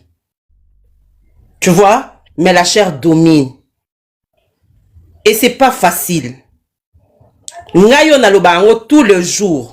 Ce qui est zaki pour nanzambete, mais au kocha lokolo place nini. Lelo se retrouvé na bana. Yo moko siko a meno vidir. J'ai 3 garçons. Akanganga 2 garçons. Moko na yana yakanganga 2 garçons. Quel obunda boyo songa boy. Donc pour me faire mal, il me fait souffrir par rapport à mes enfants. Si Lelo. Oui. Yo va passer en bazamité mon makasi boyné. Oui. Il me fait souffrir avec mes enfants. Parce que bazana bango batu mutapesa bango batitra. Exactement. Bazana bango batu. Naebisa bango toujours kasongo. Baza batu. Soko longolo batitra wana bapesa bango honorifique bazana bango lo mokote. Basala encore pire koleka kutu batete makambo yo sala. Nangana lobaka na maman John. Oui. Nzanga na nga prophète mais na lingara batu wana te mais na osenga noga kolobate parce que on voit directement ton attitude changer. Souffrance aux anango. Exactement. Ti ozo nyu comme makasi. Motango bandi kolobango même nyon se changer. Hein? Merci pour comprendre. Non, maître, s'il vous plaît. Au moins, il y a un témoignage pour aider Bandeko Moussous. On est responsabilité. Au moins, Bandeko Bazoya, même à ça, on place au nord qu'il y a des boulot. Il y a un dinda. Soka dinda après éco témoigner. Mais or, muta dindi yeyo, muta melama yeyo, muta sokola yeyo. Azo yebiso yosiko zoboya. Moi, ça passe. S'il vous plaît, Bandeko, botcha ma vidéo avant que le botcha ma vidéo. Non. Il faut que ce message, toi, enregistrer la vidéo sur le côté. Là, on a une place sur les alliés publics. Si basé belé. Dans le cas, pasteur. Pour souvent, on a pasteur. Mais si on a un Congo, même un professeur à l'université, on a une place si basali, tout ça. Dégo et Salama. Tu es bien belé et puis Moussou peut éviter. Et puis, quand tu vas si Moussou peut la classe, c'est parce que pour un bateau déranger un assistant, un professeur. C'est parce que pour un milieu, les alliés si basé belé. Et ça passe. Il y a une musique, quoi. Alors, il y a un moni. Donc, faut ajouter ma casse. Parce que les autres personnes qui critiquent tout ça, mais il y a un moni. Et moi, je toujours chose à mobile et que ce comme dans foyer, et ça va bloquer il faut qu'il m'a place au bas si basé belé. Va place les alliés qui ont un pouvoir de gérer bateau. Parce que la place on a souvent et quoi ça a caca bateau. Beaucoup de bannières discipline tout ça papa. Les amis bal te bien autres amis bal n'est fonctionnel. Alors pour éviter bloquer on de faux qui m'a. Dans un exemple, ngai ceux qui n'ont pas Kinshasa, dans une offrande dans la flat cité, dans l'hôpital qui n'a pas mon boulot tout ça. Dans une offrande dans place sur les alliés qui n'est pas en famille. Pas simplement pour aller tout ça. Dans vie biso mi bali, yo ko qui m'a kamwa tout ça mi basi pe ba Rolanda yo. Ndenge mona ba pasteur, ba église na bango wana. On a pasteur azana posa makamwana de tout ça mais en basi ba oya pe ba serre dans l'église ba zo piéger pe ba pasteur même ba professeur ba université. On a pas zo piéger bango. Donc moi je pense que ya malamu ezali ga faux solution mais yo moko za la conséquent et puis oya ba ko éviter ba place wana. Donc c'est ça et puis discipline mais en ce qui concerne ba pasteur binzamizami na Congo. Bon, dans l'église catholique, l'église protestante, tu dis que bon, ils ont l'église où ils sont très organisés, bah dérapage, ils ont rappelé tout ça, mais ils ont un modèle où tout le monde a été, na binzam. Donc, bah toi, on a bien un pasteur, tes habits non, ils ont trouvé un pasteur. Dans la monde, on a bango, ils ont moi, bah tout le monde, bah comme richesse, na bango, misal ils ont rassouté, bah dit que kuna demande d'emploi, ils ont raté tout ça, et puis bon, mingi peut bah ça rabasi, bah tu vas nous tourner ça l'église, ils ont rabasi, bah on peut attendre bah une église, on va nous passer à Macam, ou bah pasteur, puis on va tirer, bah ça va pasteur, t'es là bien on va pasteur, donc ça aux autres la net, ça mon maman mon quoi, dans le bah il a ça maman pasteur, mais au moins les réseaux sociaux, tout cas bon, micro les gars, Macam on est bazar, pour bah là na illégal, mais tout ça, bilo quoi zolo. na monoko na ye yango monga nga to mikolo kutu nazwaki décision nga pina omi pasteur parce que buzobo tozomona mais bango nga mutu baza na droit ozala pasteur nga pe na soki na Facebook na omona nazwaki décision na komi pasteur parce que pour ani babuzoba eleki mingi et puis omona pe basi mingi baza mabala wana ebele omona ebele wana aza ndako libala ne tout ça mais tala ba pasteur ebele atindaka mbongo pa pasteur sangi mobali na yeba oh non tout ça napesi pour soutenir l'église napesi dim tout ça boy na boy tout ça basi baomo sola ba pasteur tala ba pasteur kidi wana lobi bazo pesa ba prophétie tellement bazar na émotion ba manipuler bango donc basi ba compliqué hein je condamne les pasteurs à buzo bana mais basi bande on a biso basi ba maman ba boti biso ba sœur na biso na basi zo bala les femmes sont très compliquées ya makamunda bango parfois to kota raté tout ça se passe bango ba tubaya bazo pota biso et puis après biso to kotela bango tout ça parce que ba compliqué na minute to solo boy tozobeta masolo mais ape bamisusu baventir bapasteur bazobenga bango na minso baolinga bango bazondima na bango après ta capoter kuna bayelaka biso tout ça et puis aussi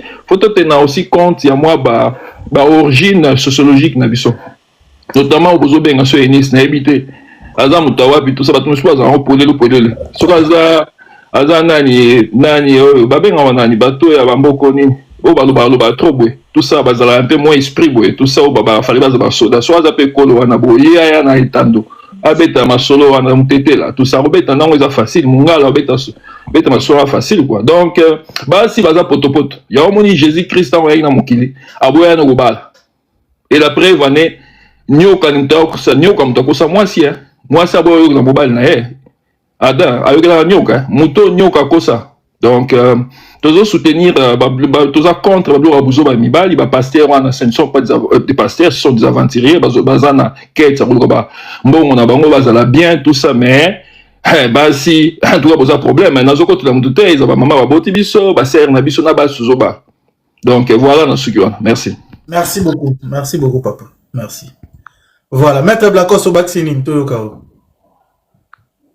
apesi biso kombo église na été na Facebook otuna ki été kombo église na papa batuni aux questions papa nga za catholique na tangi na école catholique tout ça na mona ande batonga ba hôpitaux ba na mona ndenge bazana ba école batonga kitoko formation école eza très bien tout ça ba parents baza ba protestant mais ya c'est catholique merci question na tuni yango wana te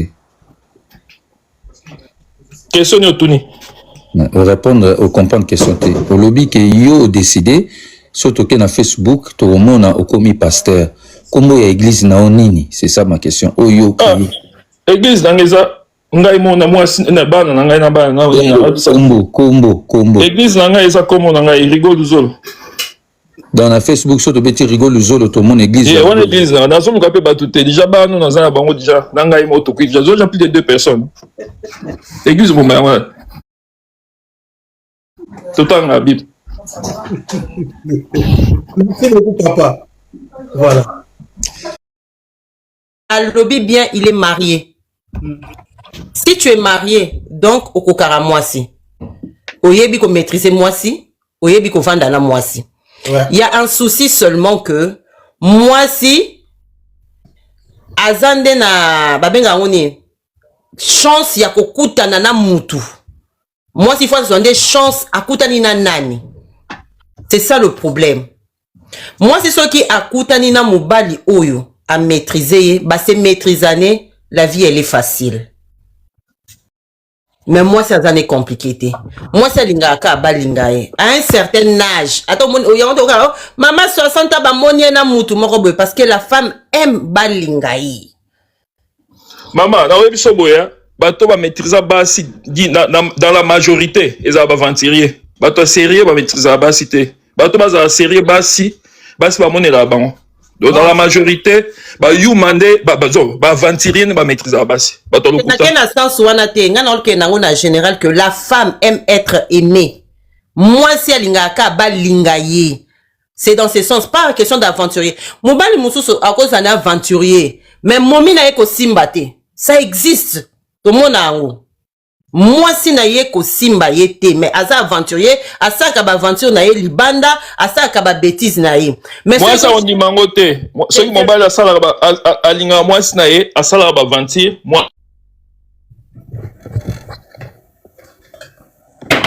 Moi, si mon côté quoi accepter que mobile a aventurier, a ça aventure na et tout ça et le gars mobile et ça raté. S'il te plaît, yoka enano yaza moi singtolo ba yoka enano asisa polo ba. Kangana micro s'il te plaît. Ba yoka no moi si yango mona basi ba oboma biso. Yango mona basi ba oboma biso na ba poison ka bo. Poto yoka kate. Moi ça veut dire réalité oh ya vivaka, oh biso to comprendre raté que moi s'il faut relingaye. Profiter parce que de base, j'apporte du courage, la force aux autres. Donc moi-même, je dois rester exemplaire, toujours montrer de ce visage-là et tout, de cette femme forte, courageuse. Mais il peut arriver certaines situations dans la vie où toi-même tu sens que si je n'étais pas assez formée, si j'avais pas assez d'expérience et tout, là j'allais vraiment tomber parce que croyez-moi que dans cette histoire, elle est pas très longue, voilà.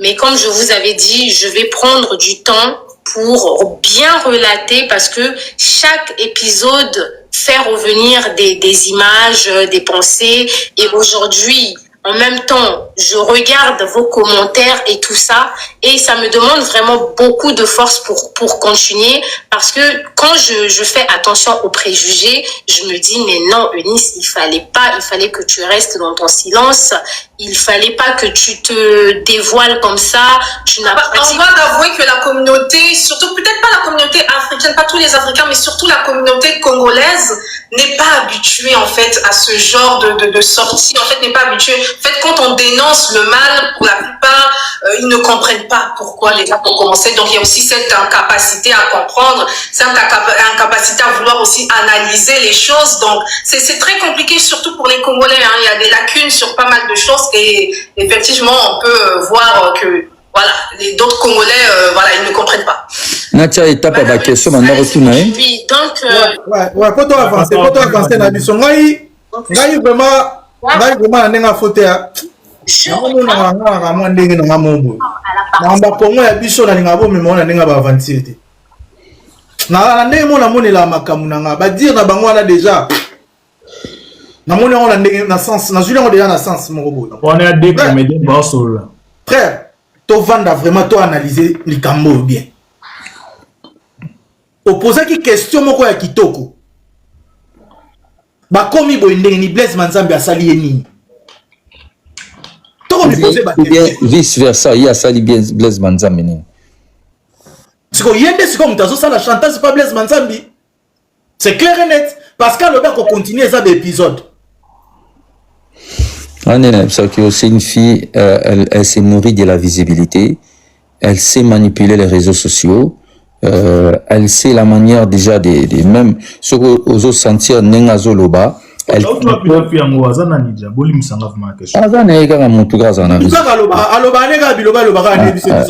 où elle doit placer les mots, elle sait où elle doit placer les mots, surtout avec sa voix, la voix là, elle profite avec la voix qu'elle a.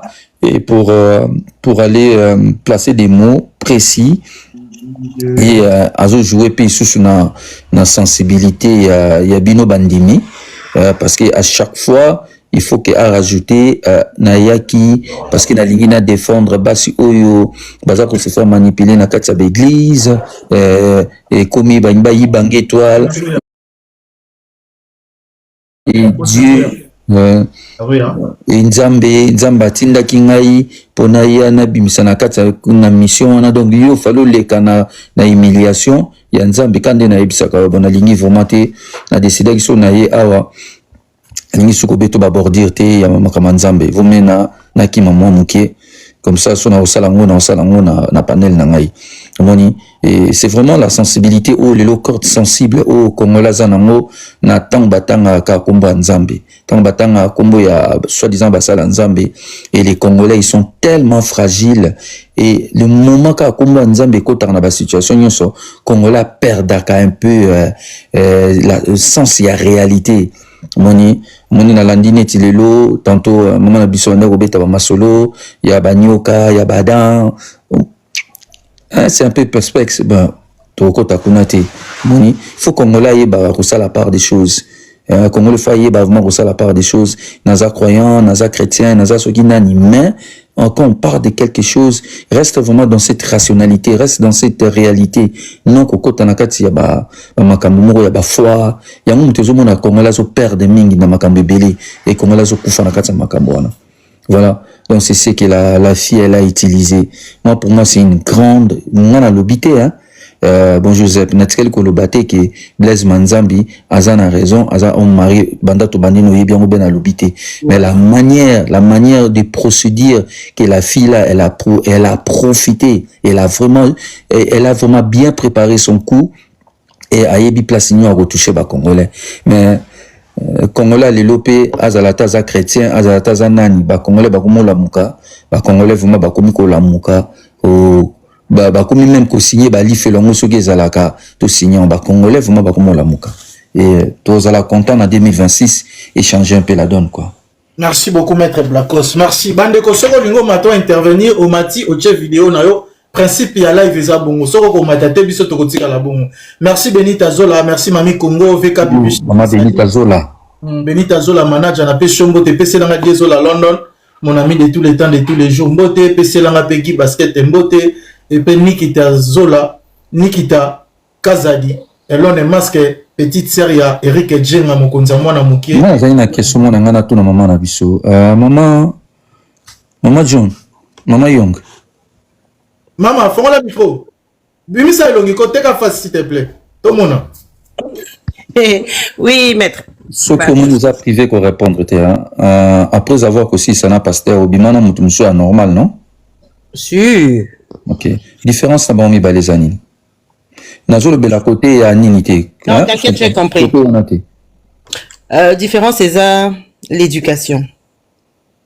Na cause à la, et ça méchante là, on a une aloba. Moutou, façon de réfléchir.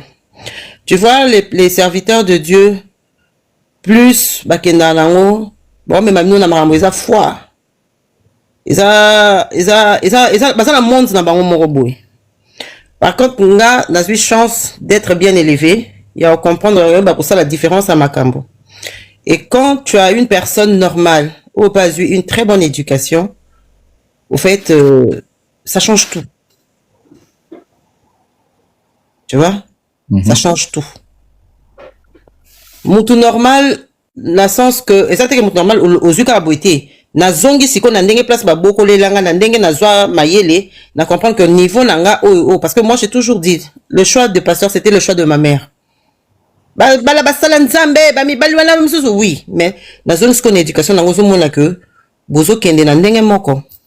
Et ça c'est que moutou ba ne boya zebiso, te! Yo zo kansa lipa wana ndenge za na nzamba ko saila biso multiplication. Mais moutou normal a oye biso que non, il faut to kendo sala. Moun lo yenge za na wana tina te na Paris. Kendo sala boye, zonga boye, kende boye, luka boye, to fande la bana, to comprendre ndeni bala barokola, intérêt na biso yango. Donc est-ce que nandako zalaki na mibali ça veut dire ozalaki na mobali ou azalaki mobali abalaki yo ozalaki na mobali ou azalaki mobali pasteur ça veut dire que na libanda na bato banda komona ye extra et que yo banda komona ye mutu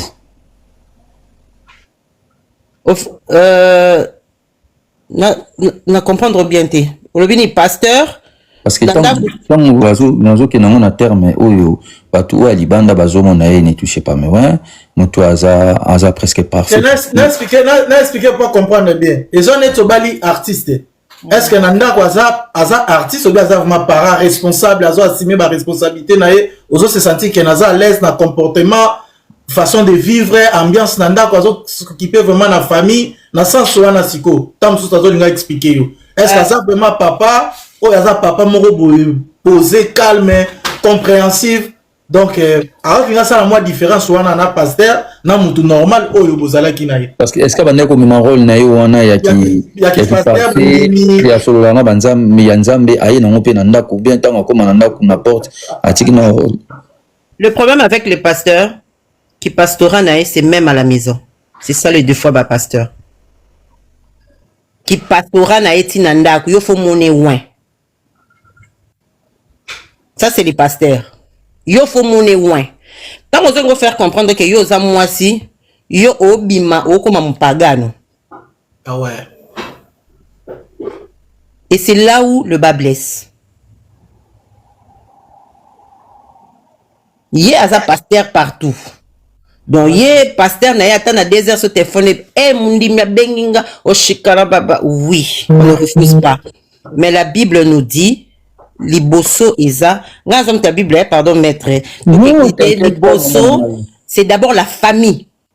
Comme le blanc. Des mundi la yo la ça biso importance sa famille awa. Bango place on a des baye baka ko ça la différence. Mais moi, j'ai eu la chance, siko après, dans le bango toujours, le père de ma fille, il peut être mauvais mari, mais c'est un excellent papa. Et c'est là où place oyo, moté malangé simba maka. Parce que pour l'instant, je n'ai rien, ce n'est que mes enfants, oyo ya précieux. Pour te ba ko ça la différence, c'est où la sous bas sentimentaire, à cause ça n'a pas défaut naé. Mais ce qui n'a tient à peser, na balance, c'est un meilleur papa. Papa excellent. Na linga te na communauté na biso toloba eloko toloba na moment où naza na rien. Mais oza na eloko moko eza très important, eza très capital, eza temps maman. Non, rien dans le sens où que y a mokili yako wela sous na mokili. Parce que on gagnait en temps, j'ai gagné en temps. On se comprend maître. On a gagné en temps, mais pour l'instant même yo même nga même bison surtout on se bat poto comme ça bat na place mokoboy. Oui, ça je le sais. Ouais, mais moi c'est maintenant dans ce sens-là que je le dis. Pour l'instant, c'est que pour les enfants. Donc on a zomo na bango que oazo qui na direction, zomo na nzele zomo na moi bazo frayer ba chemin, c'est ce que moi je dis c'est d'importance na ngande yangwana. Le reste on mange. Normalement ni obande ko mona ke ou ndenge zo ya bo ou ngamu na rejoindre so wana. Na moment ni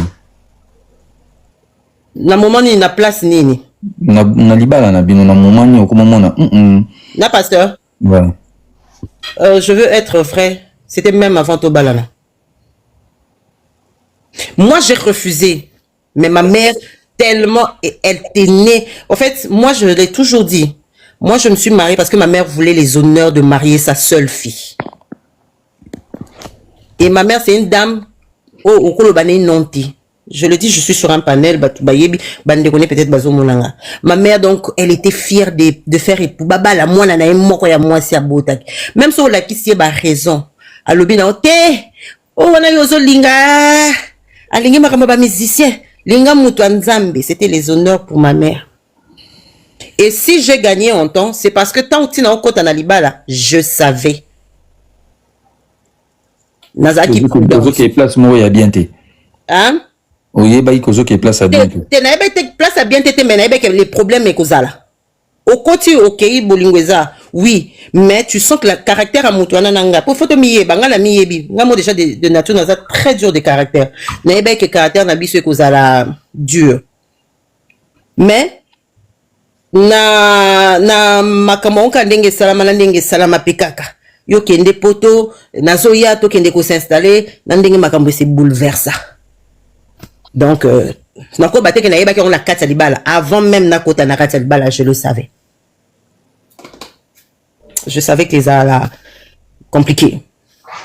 Wow. Courage pour nous. Courage, j'espère. Oui, Tuna. Oti ko yebisa biso mama mutalingaki. Mama lobi olingi bato bazala ba musicien. Donc avant pasteur, ozaki dana mutu mo ando vivre na ye. Non, au fait, j'avais 17 ans, 16 ans, on a 22 ans. Hein. Donc azomo na kaka parce que petit copain na âge wana, c'était fan de vivre à la musique. Inga nazaki pe kokende na sens wana parce que moi c'est papa wemba ou rien. Donc yes quoi comme on dit bazo bébé sanga ba même ngana ndela satana. Au moins la wana bokim bokende imika, il faut bomo la papa wemba, il faut bozonga. Donc maman ay ba komo memenzela. Donc il faut la canaliser na memela makambo église.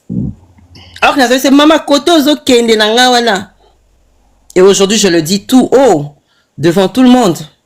Si c'est à refaire, non, on doit pasteur té. Na kozonge la petite copain na nga le wana. Parce qu'aujourd'hui, c'est un grand plombier à Londres. Et ne ba lo baraka ou perdre chemin na yo. Mais ba tout souba qui ko rencontrer en nzela. Si c'était à refaire, non, on doit pasteur té. Jamais. Donc, tu peux sa maman ou maman pasteur à l'oba qui va pasteur, va souffrir, comme la pasteur, ça va yo peut ça qui est raison, tant que yo kaki ango. Si c'est mon pays, elle en fait partie. Exactement. Tant azolo bango, en conséquence de cause. Azolo bango parce que yé mon pasteur. Je ne donnerai pas. Yé mon azozo maramnae. Maître, continuez ma question. Tout la maman, c'est important, hein, Toyo Kaye, parce que Yazaki, moi, c'est pasteur. Mais les loyo, Azanaye, alors ça finit, tam soupe, c'est un abisso sandambu, yazo boya ko divorcer. Mazo po sanake, tam soupe, à peine à son mon mupandi, donc elle est là, et puis fort, bah, faire un bango tranquille. Alors, on diriger les nakout. Alors, mais maninga na poussette. Maintenant, Kakuna, avant de pas boxer. Posez ma question, non, maître. Et là, on a n'engagé moko aux alina, au vivre d'expérience, wana. Et surtout que botika kolula mwasi ya bato aza mwasi ya mutu mwasi kitoko se botika ye aza mwasi ya mutu azoloba bolinga mutu ateka fasi te maître toke on a bien n'engagé au vivre des expériences wana, surtout que expérience wana et vous allez continuer le long il y a vu nos mobimba. Pourquoi? Parce que à chaque fois au confronter non na ba acte ou peut-être vous allez s'attendre na séparation na bina sala mais na ba acte na bana parce que le fait à moment na bana na yo au monde na battre na ye, donc ça veut dire que quelque part indirectement au confronter kaye sikoyo na ba maman oyo baza basi ba titre na ba pasteur na ba prophète to le bité que to za na kata ba vie na bango te to le ba bango nyonso bazo vivre ba souffrance mais soki ba oyo bazo vivre na ba souffrance yo siko autant que pe mutu autant ka nengo bi autant ka bible aux croyantes conseil ni opesa bango. Maître Blacos, oyebi mutu na vie ayebaka o eza bien pona ye. Kopesa conseil eza bien. Toza deux sortes ya femmes. Il y a des femmes oyo akoki ko affronter réalité, il y a des femmes qui ne peuvent pas affronter la réalité. Si qu'on a ça netinga, j'étais prête à affronter la réalité, quel que soit le haut et le bas. Na linga ki pe mental nanga, na motema nanga ba simbate. Est-ce que baza na capacité oyanga ya ko linga ko vivre yo moko o banda ko luka pe o se retrouver? C'est ça une question. Des places problème eza on peut ça conseil. Musu so yebso ke nga sa mobali nanga na ko kate malgré tout ce que j'ai vu, j'accepte ça. Nous sommes biso que non, yé titre wana pastoral à l'ingrango de bien ma pasteur. Ça peut choquer. Des places oh nga personnellement on couper sa conseil mais nga nanga lo kwa nga penza nazaki ko linga kimia nanga ne na vandi boui. Donc il fallait mental nanga elonga pona ko bela pona mutute na ko souffrir pona mutute. Donc c'est ça. Couper sa conseil c'est compliqué. Bamsu balinga ba honneur. C'est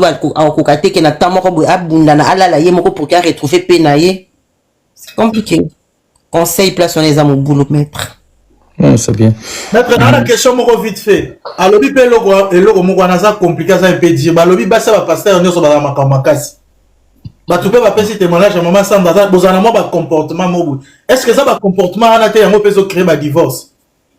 Yo moko po uti ko lo bango ouais. Yo moko lobi ngo wa tu peux ba pesa témoignage à maman Sandra ba pesa pe témoignage il y a 3 ou 4 basibo ya ba pasteur ba za makasi tabusu yango peso sala bongo te. C'est maman Sandra s'en sortir parce que ça makasi eza te kozala méchante. Succès place to utaka tozara toujours une éducation mo beto uti nango quelque part. Donc ce nom la makambo ezo kende à la ligne te, je suis obligé de te dire que ça ne va pas.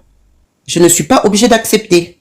Et c'est là où Moutazo quand ça que yes quoi à cause de pouvoir les colons pour abali yo komi aye que tu es obligé d'accepter. Non, succès. Je te dirais non, non, sans te manquer du respect. Et quand moi je vais prendre, c'est que c'est mais surtout souffrant. Au vent de battoiseau, bah comme il traité yo, bah profession, bah ebimi.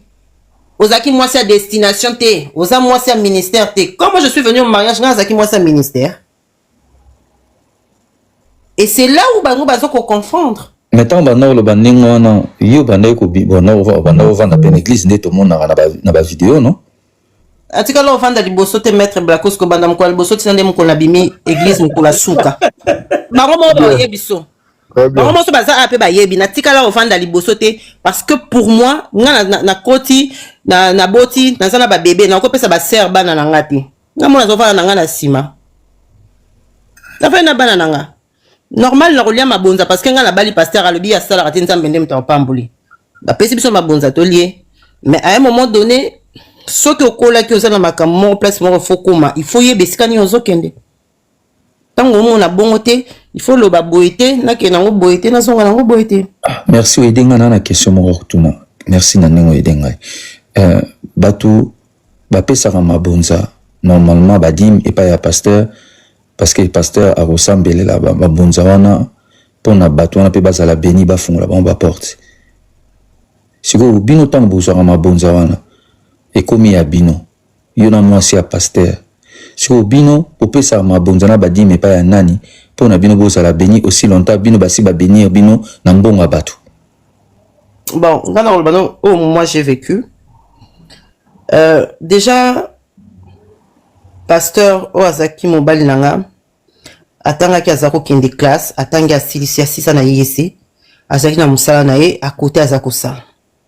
Donc la structure ya église bazaki na makamyo surtout mbongo ezako kota secrétaire aza mbongo soki ekoti bache na mabonzi bache ndenge bazako kabula ya kobongisa nini ya kosomba micro ya kosomba boye il y a toujours une organisation na batu oyo ndenge ngana monaki yepe soki ba pesi azako so ba 10 millions surtout 10 mais azako kota ba funguli yepe bazaki ko futa ye il avait un salaire non il y a pas de bombe il faut éclaircir les gens Maloba bien continue maman. Éclaircir yepe bazaki ko futa ye église pe ezaki na église na bango église na bango pe ezalaki azaki pe na place oyo azaki kende pe ko pesa dim na ye na o nga na yebi mais je sais que azaki pe ko sala. OK. On attend Bakos na ko bakisa nga likolo na ta vidéo. Ouais, OK, c'est bon. Bonsoir tout le monde, bonsoir. Bonsoir. Maman et tout le monde. Bonsoir. Ouais, en fait, on a continué quand on a parti mettre Blacko sur le bas, après on a atteint un sujet. Et puis, on a collé une église, on a collé une église. En fait, pendant 98, et puis, tant on comprend, vu connaissance, il y a ma belé. On comprend que tout ça là qui va être rébellé. Oui, mais en réalité, la question est de mettre Blacko sur tout le moment. Et là, il fallait pas et ça les marques normalement. Il fallait pas. En fait, en réalité, pesaka, y a un bon na quatre églises. Pesaka, bon na mabonzate. Normalement, pasteur rebelle, y a un rebelle, ou y lévite. Sans comprendre le point ni ba lévite ba no on sa bango bilo pour que moment moko nzamba sala que bango ba kolia te batu ba sa bango et que ba lévite qui avec makamba part et salama que ba pasteur rebelle ba jouer parti wana ba komisango un peu business na bango fainéantisme et quota o ba komo kolia mbongo normalement ba pesa ka mbongo na pasteur te ba yaka normalement kout na biloko pona ko salisa église fa ya kota ko salisa batu.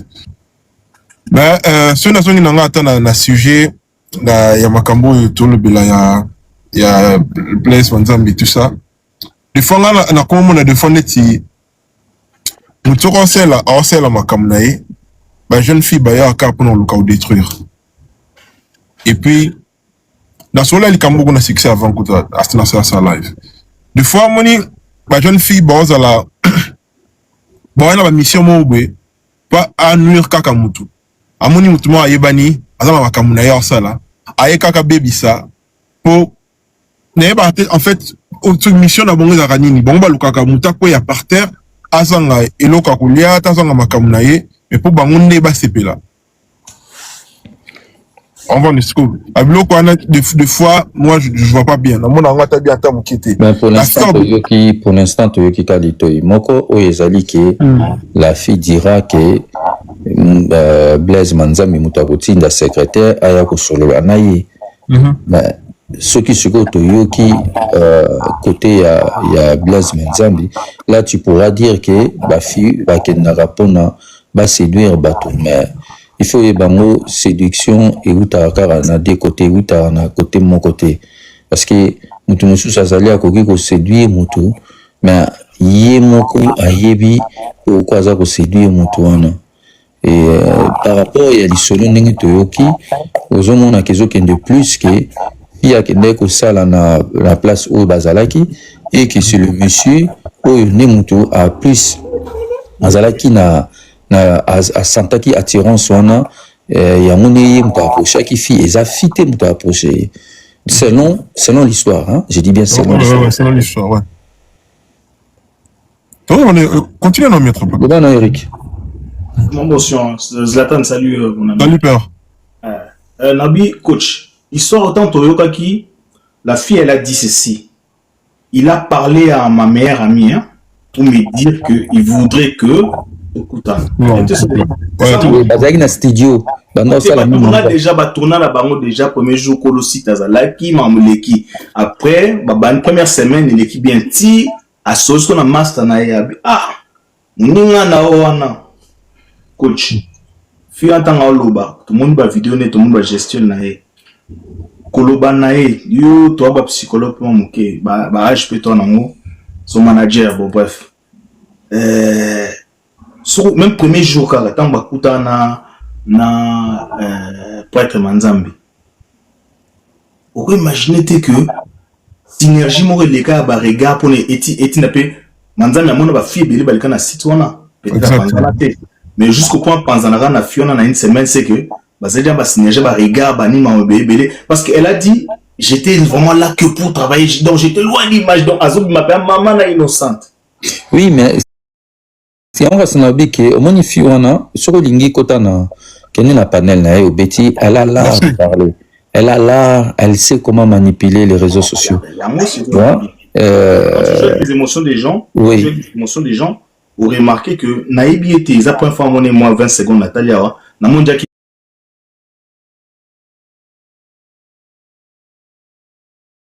et ba question peut sentir noir donc contre-temps azamen ils ont association moi dans association ba victimisation à danger ba mettre ba mamba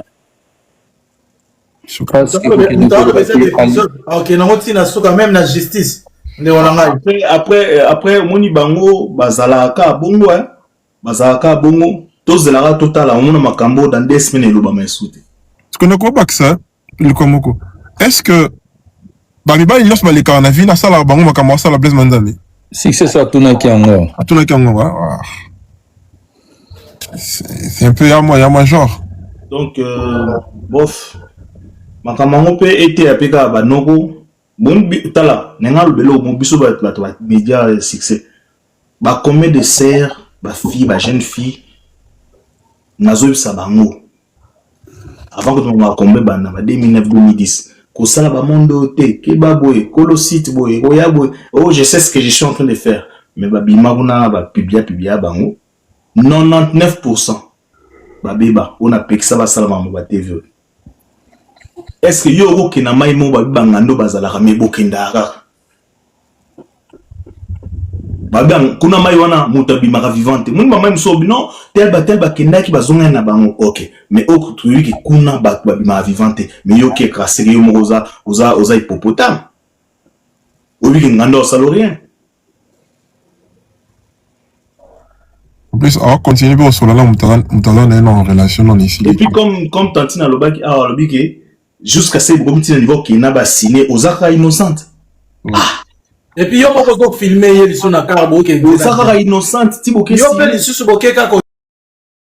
de Papa, un bouquet hôtel. Si elle succès, tout ça là, jusqu'à film bonjour, kitoko quoi, son est pareil tout le monde a essayé de n'aller que tout dragaki. Mais si vous comme petit hôtel, aux oeufs bagages, aux oeufs innocents, pour moi c'était le boulot. Bisouka bonjour, pas Zalatan oebi va passer dans la soirée. Parce qu'il faut danger. Au cas bonjour à Pamba, Nana Paris. Hey. Alinganga déjà. Alinganga pekutu. Ba sikwa zala ba beta bon so yuka kikoto et comme qu'il avantage aux oies. Ba bete le wa bon bouille. Vous pensez?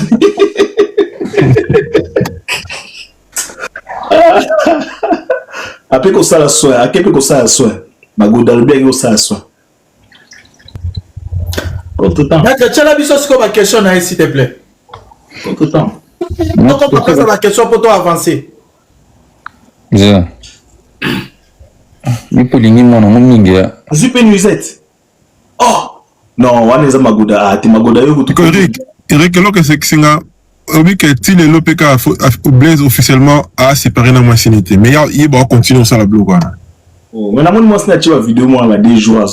Donc je suis en train de dénoncer ce que j'ai vécu avec un homme d'église parce que je suis déçue. Et choquée de constater que quelqu'un qui maîtrise la parole. Je suis déçue je ne suis pas déçue par la promesse forcément. Ce que j'ai vécu avec lui est venu renforcer ma déception envers certaines églises. D'accord. Parce que lui, en tant qu'homme, je ne m'attendais pas à plus que ça. Mais je m'étais dit, je lui donne le bénéfice du doute. Je m'étais dit, et si jamais il était sérieux, je me suis dit, mais Eunice, tu peux pas te méfier de tout le monde comme ça. Et vous savez que moi, je me méfie des gens. Parce qu'aujourd'hui, vous voyez que dans les stories que je sors, croyez-moi, que moi, j'étais avec lui, il était avec moi. Aujourd'hui, les vidéos, je suis en train de sortir petit à petit. Mais moi, en tant que personnalité publique, j'ai peur parfois d'être filmée dans une tenue compromettante, tenue d'Adam et Ève et tout. Ça fait que je suis une personne, je me méfie, mais je me méfie vraiment des gens. Et lui, quand je lui fais confiance, je me dis, je le laisse le bénéfice du doute. Je ne peux pas toujours me méfier de tout le monde comme ça là et tout. Je me dis, bon, c'est un homme d'église, il va pas me filmer. Donc, Azolo Baki, à l'ongolais, garde, Nyoso, à Tchaka, à l'ongolais.